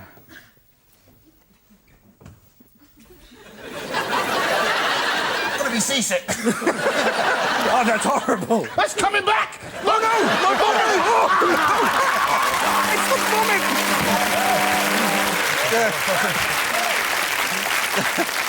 Do a bit of Carry On combined with the Jacobean tragedy. I'll tell you what, before... I've been up on the poop deck. That's disgusting. I'll tell you, bend over and swab that. Go on. Yeah, have you seen my figurehead? Go on, bend over. Yeah, what's going on below decks? Go on, tell me. I'll have a look. Okay, listen, thank you very much. Thank you.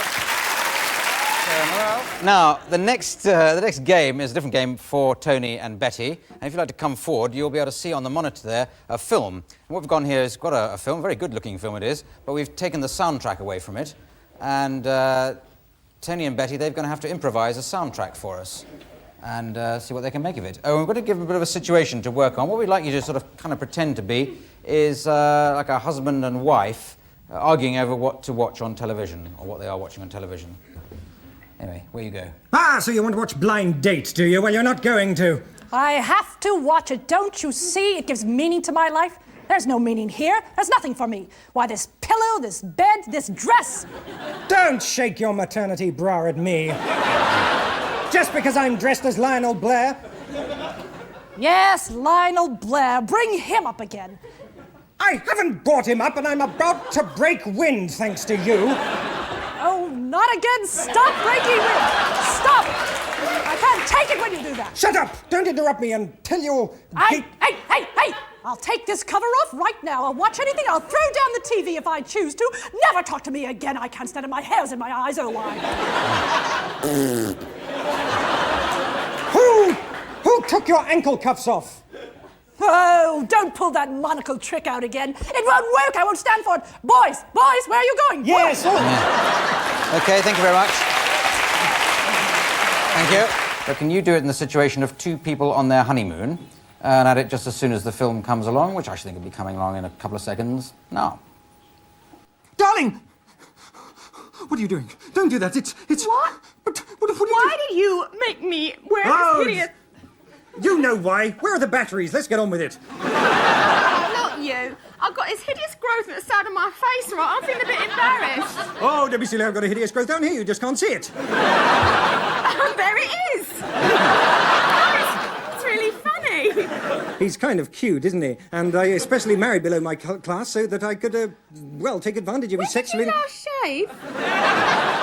No, I've used Imac. Did you know I'm a homosexual? You're going to be all horrible and bristly when we get to bed. No, I'm just going to flay him alive and then get into his suit and then we'll get down some real friction. I'll get a horrible kissing rash on my chin and everybody... Hey, come back! No, everybody know what they're doing. I don't want to. No, look, I've got an enormous one and something's...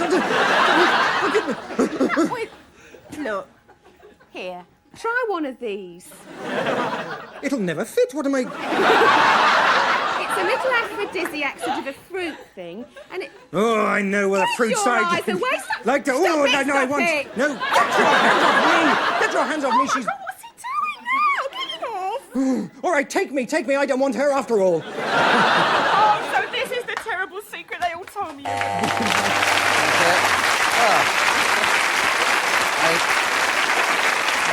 In the situation of somebody taking a driving test, and the film will be starting, I should think in about a couple of seconds now, I'd say. Go. Left at the rock, left at the right. Well, listen, this is my first lesson. Don't confuse me now. Look, you see that dial there? When I tap my eyebrow, you have to make an emergency stop. I'm going to tap my head on the console. What's that smell of fish? Is it marine? Oh, no, look, all right, now we stop here, we're going to try the reverse turn, all right? Right, okay, yes, right, reverse turn. I'll turn left by the oxygen. That's it. Oh, God, have you farted? What's the base you smell? No, I find so much you had to put these sunglasses on. All right, just don't break wind again. Look, right, now, we're coming up to the... No, don't talk to me like that, I'm nervous. Listen, look. Oh, where's your bloody sunglasses gone? I've lost them, they fell out the window. Did you see that? They had a big wire on it. Don't shift the gears, I know what I'm doing. Fourth gear for... Third gear! Oh, my God, you drive the car then! Oh, for goodness sake. Right, I'll park here. Right. Very good. Yes, but could you pretend your scene is somebody asking the father's for the daughter's hand in marriage? Where you go. I'd like, if I may, to ask for your daughter's hand in marriage. I know I'm 103, but it doesn't matter. I'm a real goer. Let me show you. Oh, please. I just want to get my hands around her. She's so beautiful. Oh, I love the way... Oh. Moses, I must tell you this now. My daughter is 4,000 years old. Oh, but that's only 2 years older than I am. I can give a really good time. This isn't a stick, it's a sex aid. Well, can you pop the C with that sex aid of yours? Oh, I can do anything you like with it. Can you see this beard? It's false. I can use it to tickle her in all sorts of places if you like. Oh, please. Oh, listen. Moses, not now. I have a headache. Thank you for asking. Oh, what are you going to there? Oh, my goodness. Oh, it's true what they say about the men in your family. Give me some of... Wait a minute now. You have my ball in your hand. I want it back. It's your ball, but it's enormous. I don't know what to do. Oh, here's another one. Oh, for good. Oh, it's given me a new lease of life. Wait, Moses, stop your blabbering and go marry my daughter, I say. Go to Holiday Inn. No, let me kiss you. I don't want the daughter. I want you now. You've got a lovely pencil moustache. He's got a nice one as well, hasn't he? Thank you very much. Yes. Can you do it as though one of you is going to see the bank manager? And the film will be starting any second now.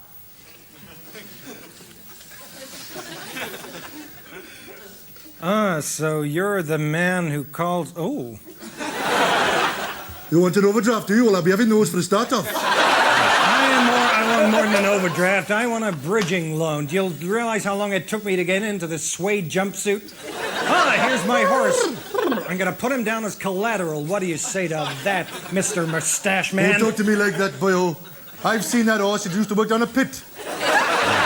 He didn't used to work down a pit. Not so fast, not so fast. I'm not going fast. I'm gonna sit in your chair. You've just sat on my pet hamster. Is that one of yours, then? Ah! Yeah, take that. Smart, Alec. Oh, you missed. You're gonna give me the money now, whether All right, you like it or not. Where's the gun? Oh, it's over here. There are two of them. I'm gonna put them back in my pantyhose, which is on the outside of my... You... Do you fancy a Tessa?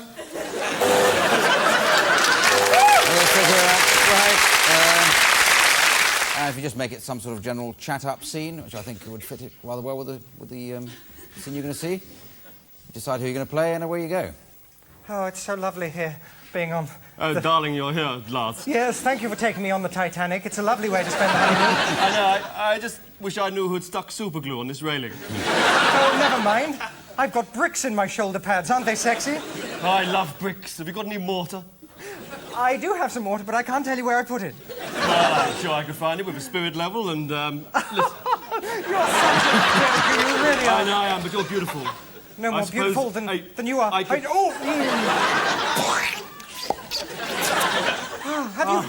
Have you been eating cabbage? You taste lovely and masculine, and your hair is... I know, and you're beautiful. You're always... I've got to kiss you again. Don't! My nipples are standing out. Yes, come to my cabin now and you'll see a lot more. Yes. Thank you. All right. The monitor there, it's not so much a film as an advertisement from which the soundtrack has been removed. And can you add a new soundtrack, advertising whatever you want? Try and keep off the many products you already advertise. Away you go when it starts.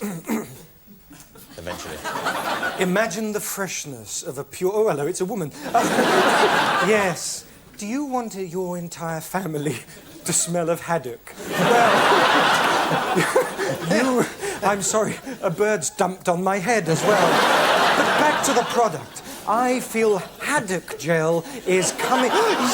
You turn it on, it's new. Comb it into your hair. Dirt and dandruff just fly away. Yes, that haddock smell lingers. For instance, we took these liquids, one from an unknown passerby and another one from the sea. What's the difference? One smells of a dirty old man, but the other smells of fish. And so does this man's hair. And that's... haddock.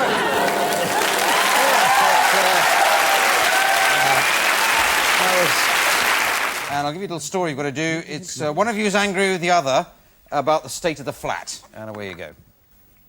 What's going on? Look at the state of this place. You had a party here last night or something? Hey, you always getting drunk and bringing all your mates back and never inviting me. I bloody live here. I bloody live here. I pay the rent. Oh, leave me alone. I've got such a hangover. I just think about... You're still stoned. You're still out, Tony. Yeah, look, you haven't done the washing up for 3 weeks, man. 3 weeks. I just dropped a couple of tabs and I'm not quite sure where I am. Look, there's my name's written on all my eggs in the fridge there. All my eggs are mine, right? You don't touch them, right? I can't believe this place is hot here. Look, we've been lovers for 10 years now. Don't you think I love you even though I'm completely out of my head? Yes! I'll tell you another thing. I'm not speaking very well at the moment. I think... Are those your real eggs or somebody else's? Oh, they're mine! I thought... Yes. And the plot here is, Josie, you're telling Tony that it's his baby. OK? So you've got to add that when the film starts, which should be about... It's all gone flat now, and it's all your fault. Ooh! Ooh! Yes, your dough's always drooping. All right. Well... And just a little bit of storyline I'd like to give you. It's just three men arguing over what to have for lunch. And if you add the soundtrack when it comes up, it should be about now. Oi, I told you what I want for my lunch. I'm afraid I've got a very boring Michael Caine standing behind me. I'll have to... Afternoon, everybody. Who are you? I ordered the egg mayonnaise. Is anyone? You know, this man is even more boring than Michael Caine. Get back to the country where you come from. Yes? Ah, yes, but you don't know where I come from, do you? I come from a place where eggs are very cheap, and even there...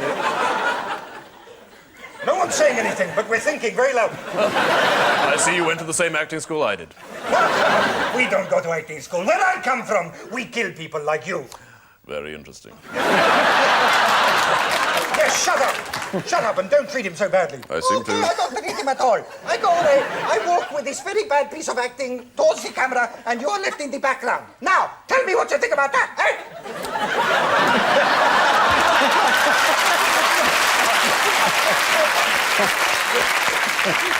I'm sorry. No. No, I'm off. Very good.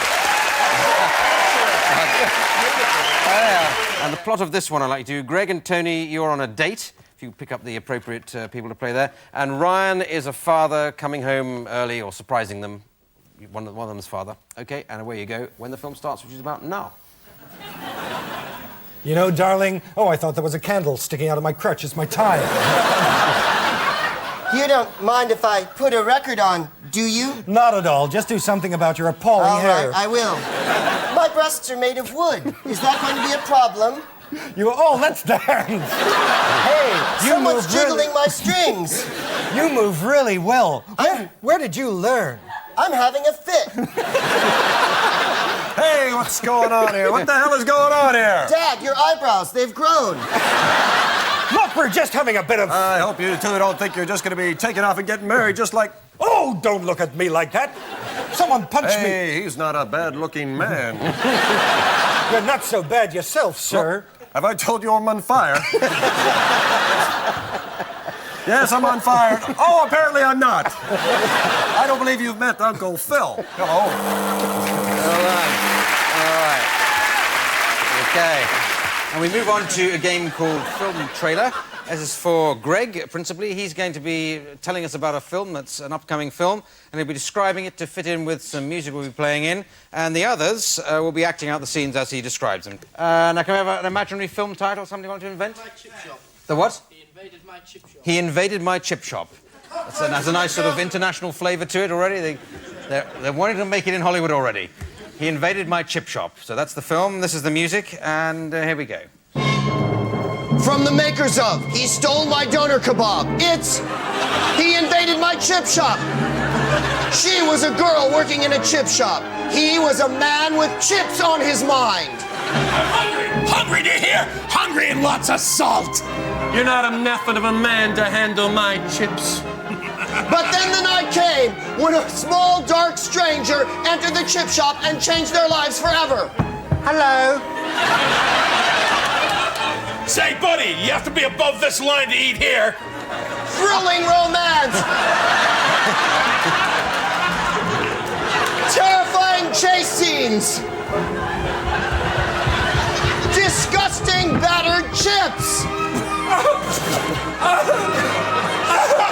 Stop! Starring Cheese Crevasse as Doug the Stranger. Carl Winkley as Otto. He had a lot on his mind. And Beverly Chest as Gwendolyn. And introducing her breasts. He Invaded My Chip Shop, coming soon to a theater near you. No one will be seated during the last 15 pork rolls. Okay, well done with... Greg is going to be trailing a film, which we'll get from the audience in just a moment, and the others will be acting it out, or scenes from it, with some music to help this along. So can somebody suggest an imaginary film title for him to be trailing? Sheep cutting. Sheep cutting? Shearer. You changed that just as I was turning round. All right, The Revenge of the Sheep Shearer. Make it The Revenge of the Sheep Shearer. That's not what he said. I know, but I'm turning into a film title. Don't quibble. So you... I shan't quibble, Mr. Anderson. Yeah, the other three are going to be acting let us move on. Comedy awaits. Been waiting for some time, Greg, so... Revenge of the Sheep Shearer, then? Yeah, if that's not too much trouble. From the people who brought you sheep cutting, It's Revenge of the Sheep Shearer, a movie that takes place in the heart of the Basque Country. She was a young girl with loving on her mind. He was a vicious Basque warrior who bit the testicles off sheep. No! What fresh hell is this? He was a fascistic Spanish colonel who would get his way no matter what. I want my way. See the thrilling chase through the mountains with Daisy the Wonder Sheep. Thrill to the Basques' fight for freedom as there's a punch-out using paella. Take some crumbs. See the fascistic colonel beat Daisy and everyone else within his reach with a birch rod. I told you, I'm very dangerous. Starring Deke Sleasley as the fascistic Spanish colonel. Hear him say, I love the Dutch. Carl Nibley as Veronica. Hear her heave fretfully. I've split my pants, look. And introducing Dahlia Anderson as Daisy the Wonder Sheep. Now the sheep's hit the fan. It's Revenge of the Sheep Shearer. No one will be seated during the last 3 Mouton. Coming to a theater near you. Did you split your pants? Yeah. Well,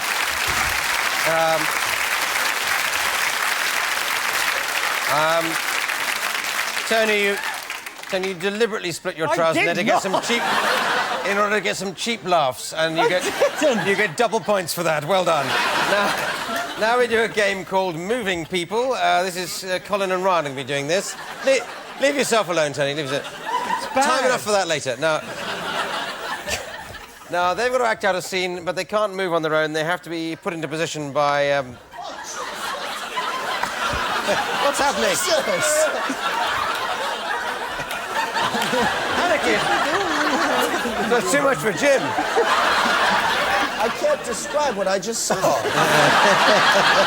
By acting out bits of the film as he describes them. But what is the film? It's going to be something like Star Wars, but we'll substitute the word star for something else. Anything you like. Something war. Sorry? Priscilla. Jelly. Jelly Wars. Oh, weird. Jelly Wars. Are we into a jelly like Jell-O situation or a jelly like jam? It's up to you, really. I mean, just go crazy. You know, use the word jelly in any. This is the nuttiest game that could ever be, Mr. A. Could you not give a 2-syllable word? It's confusing our American friends.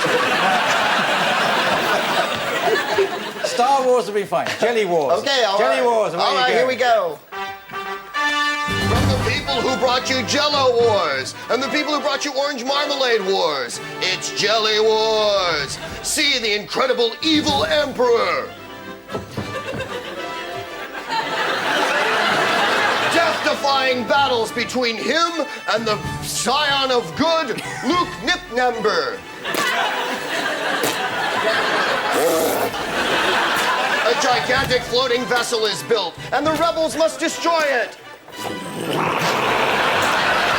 Using their only weapon, delicious desserts.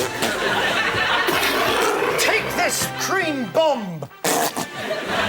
Delicious romance between Luke and Princess Yin Yang.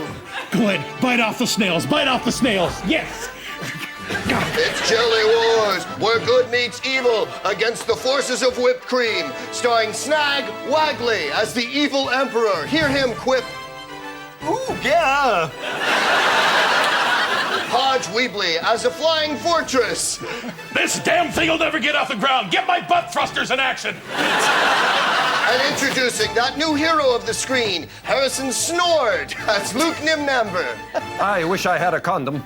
It's Jelly Wars. Spread it over the chest of evil. Coming to a theater near you. No one will be seated during the last 15 confusing scenes. Thank you very much. Well done. Excellent. Very good. Right, now we go to a game called Fixed Expressions. This is for all of you. And you're going to be playing a barber shop. 2 of your barbers and 2 of your customers. So if you could just sort of assemble the stools for the moment. And the simple idea of this game is that each of them has to maintain a fixed expression throughout the improvisation. And this is what I'd like you to do. Steve, can you always look devastated or sad? Colin, you look always happy. Ryan, you always look shocked. And Tony, you always look anxious. Okay, so it's the scene of barbershop. Maybe just maybe in this is a small town and something's coming to town. What do you suggest is coming to town? A circus. Well, obvious enough, I suppose. What else could come to a small town? So, a circus is coming to town, you're maintaining those expressions, and it's a barbershop. And good luck. Just...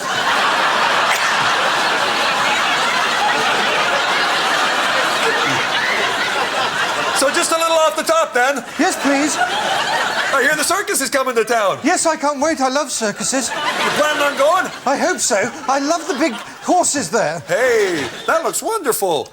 Isn't that Jim? Hi, guys. Hey, Hello, Teddy. Jim. How are you? I'm fine, thanks. You look well. Actually, I'm getting my appendix out tomorrow. Are you? Really? Yeah. Do you want the usual, sir? Yes, thank you, and not so much off the top this time. Talking of top, the big tops in town are here. That's right. Do you know what the tickets are? What? Yeah, they're those little paper things that you used to get in. Oh, anybody care for a shot of the green stuff we keep the combs in? Yes, please. Will that be all, sir?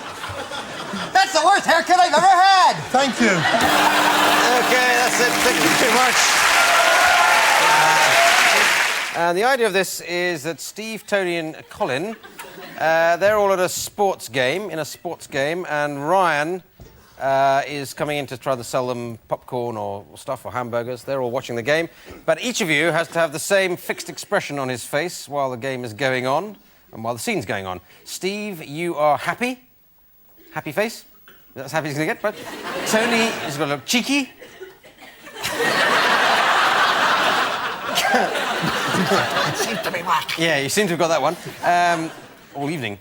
Colin is looking puzzled. And Ryan, you're looking spooked.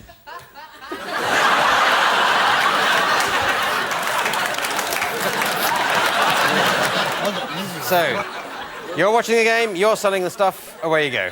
Keeping those expressions. I can't believe it, we're losing 5-0. I know, we should be in front now. That was a very silly play. A very silly play. Popcorn. Yes, please, I'll have some popcorn. No, thank you. I can't stand popcorn, I can't stand it. Enjoying the game? This crap, this game. Here's some popcorn. Thank you very much. How much do I owe you? It's free. Oh, thanks. Disgusting. He scored! Hey! Oh, this thing disallowed. Oh, hey, don't do that. Take your blindfold off. Look, everything's free from now on. I just discovered the secret of life. I've got cramp in my cheeks. Thank you very much. So let's just work out the expression first of all. Greg, you've got to permanently look furious. Colin, you must look ecstatic. Ryan, panicky. And Tony, shocked. Shocked. So you've got your expressions worked out. Now, I want to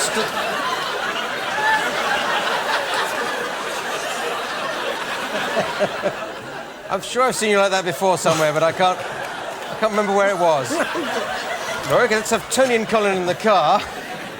And the other two are hitchhikers who are being picked up.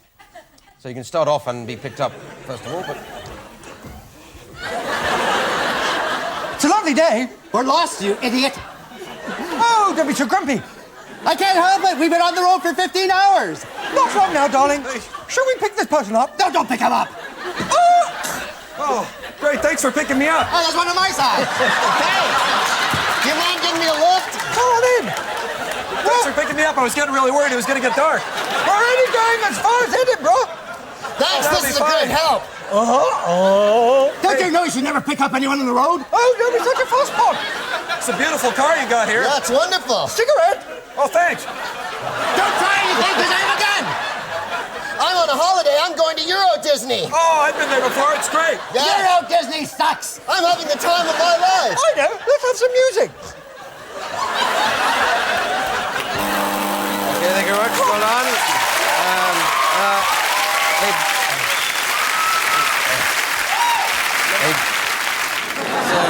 So let's move on now to a game called Foreign Film. This is for Jim and Steve. They're going to act out a film in a foreign language. But to help us, Paul and Tony will translate for them more or less as we go along. So what language, any sort of language you'd like to have, see if that's done?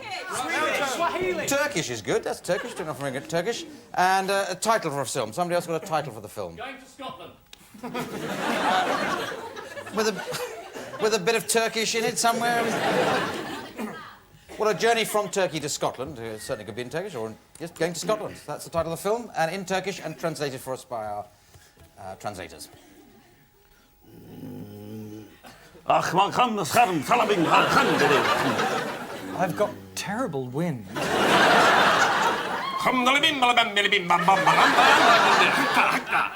Did you see the Eurovision Song Contest last night? Gwent. Bucks Fizz come from Gwent.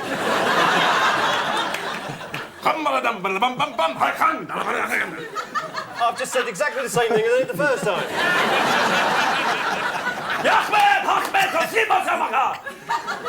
Can I borrow a cigarette? Sure, take the pack.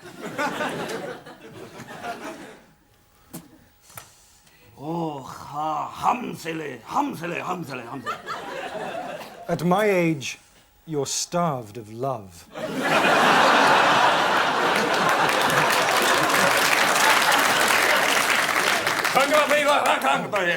Well, I must be off.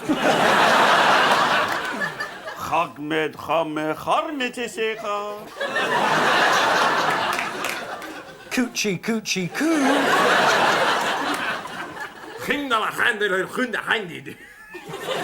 It'll cost you 50 quid.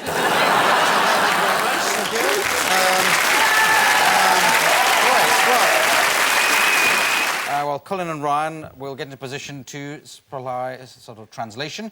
Colin will translate for Tony, Ryan for Karen. Which language would you like this done in? Hungarian. Hungarian's a very good one. So Hungarian, and a title for the film, an epic film. The Masked Onion. The Masked Onion. Oh, wow. What are you on? The Masked Onion. Great, OK, so it's very big in Hungary, apparently. So it's The Masked Onion in Hungarian, as done. Pardon. Breadsticks in a brock, steel trod stamp. This broccoli is hard. That's an onion, you dope. Of course it is. When I was a young girl, my mother told me many things. She told me a young girl must always act ladylike and to wear pretty clothes so men are attracted to her. I laugh now that I think back. Da? Yeah?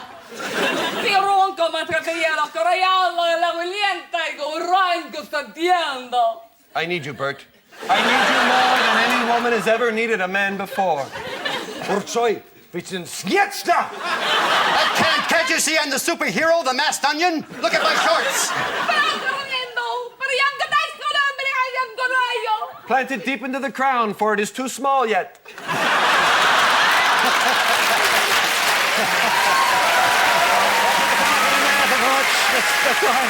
Okay. Right. But so we can keep up with it all, the other two will come down and translate for them into English. So which language would you like them to pretend to speak in this film? Russian. Russian's a good suggestion, yeah. Russian. So Russian, and a title, an epic title. The Death of Bart Simpson. The Death of Bart Simpson. That's very big in Russia, isn't it? Could it be the death of somebody else, somebody a bit Russian, maybe? Bart Simpson in Red Square. No, then make the person a bit more Russian than you peaked too early with your suggestions.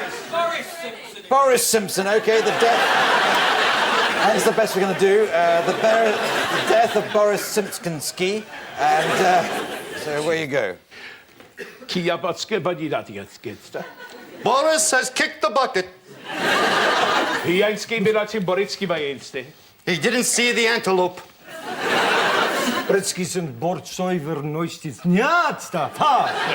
Tell me, are you a man or a woman?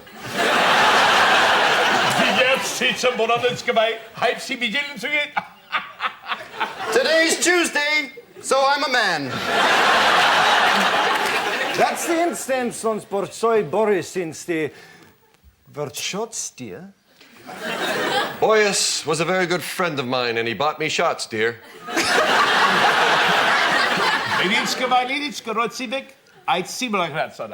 I know, we must give him a hero's burial and drink out of these Mickey Mouse cups. Yes!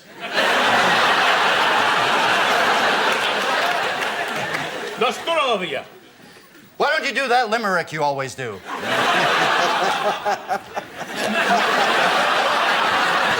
Yet! There once was a man from Chernobyl who looked a lot like George Noble. Thank you very much. And what an old time. Now let's do a game called Gospel. This features all 4 contestants again. So if you'd like to step forward in your gospel order, Greg, Jim, Tony, Josie, be assisted here by Richard Franch at the piano, and they can make up a gospel on the spot and on the subject of somebody's hobby here. So can somebody yell out a hobby that they like to have? Cake decorating, I like that. I mean, obviously I like doing it, but is it you to start, Greg? I should think it probably is. So away you go, Greg.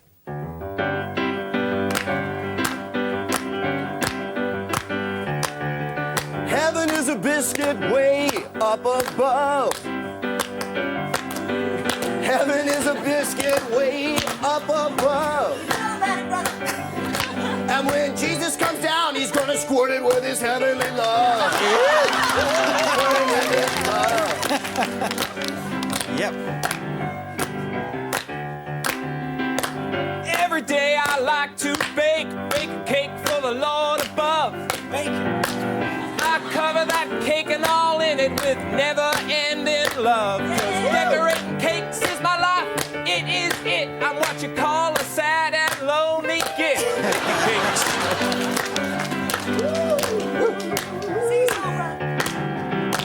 Well, I like cakes, you know, I find them enticing.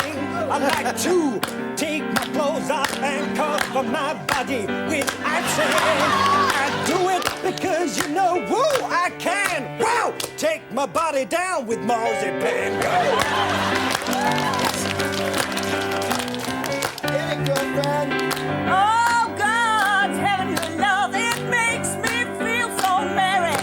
'Cause we are all baking in the Lord's cake, and the Lord, he is the cherry. Oh, we'll take your sins and confiscate it, and then he will decorate it. Pretty soon, you will find that he's covered you in hundreds and thousands. Yes, he's covered you. Covered you. In hundreds and thousands.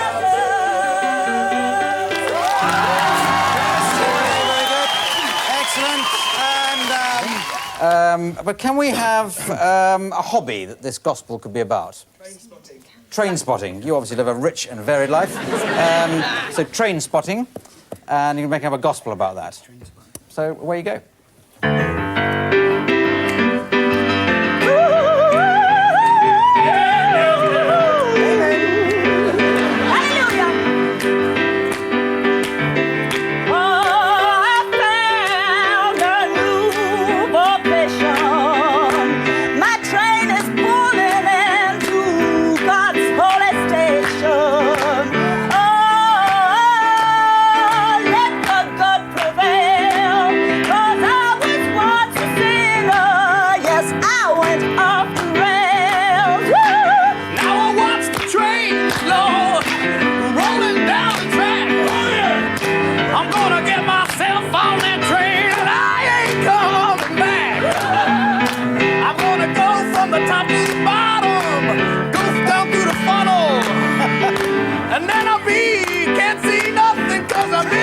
Train tunnel. I like watching trains, yeah. I think they're real slick. You know what I'm saying? I'm really boring. I'm a boring little prick, yeah. Because I like my trains to be voted. Whoa! I make love like a locomotive.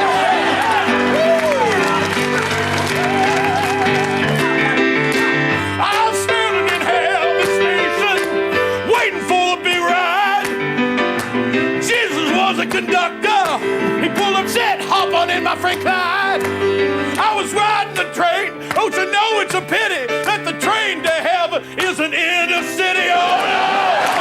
Oh no! Oh no!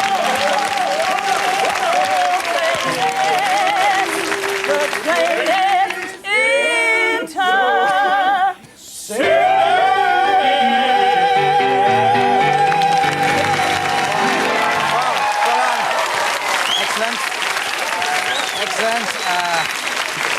And so, have we got any countries? You've got a country like a gospel made up about? Ethiopia. Venezuela. America. America. Let's stick to Mary. Is America okay for a gospel? America, right. Where is that? Starting, I think, with you, Greg. So take it away.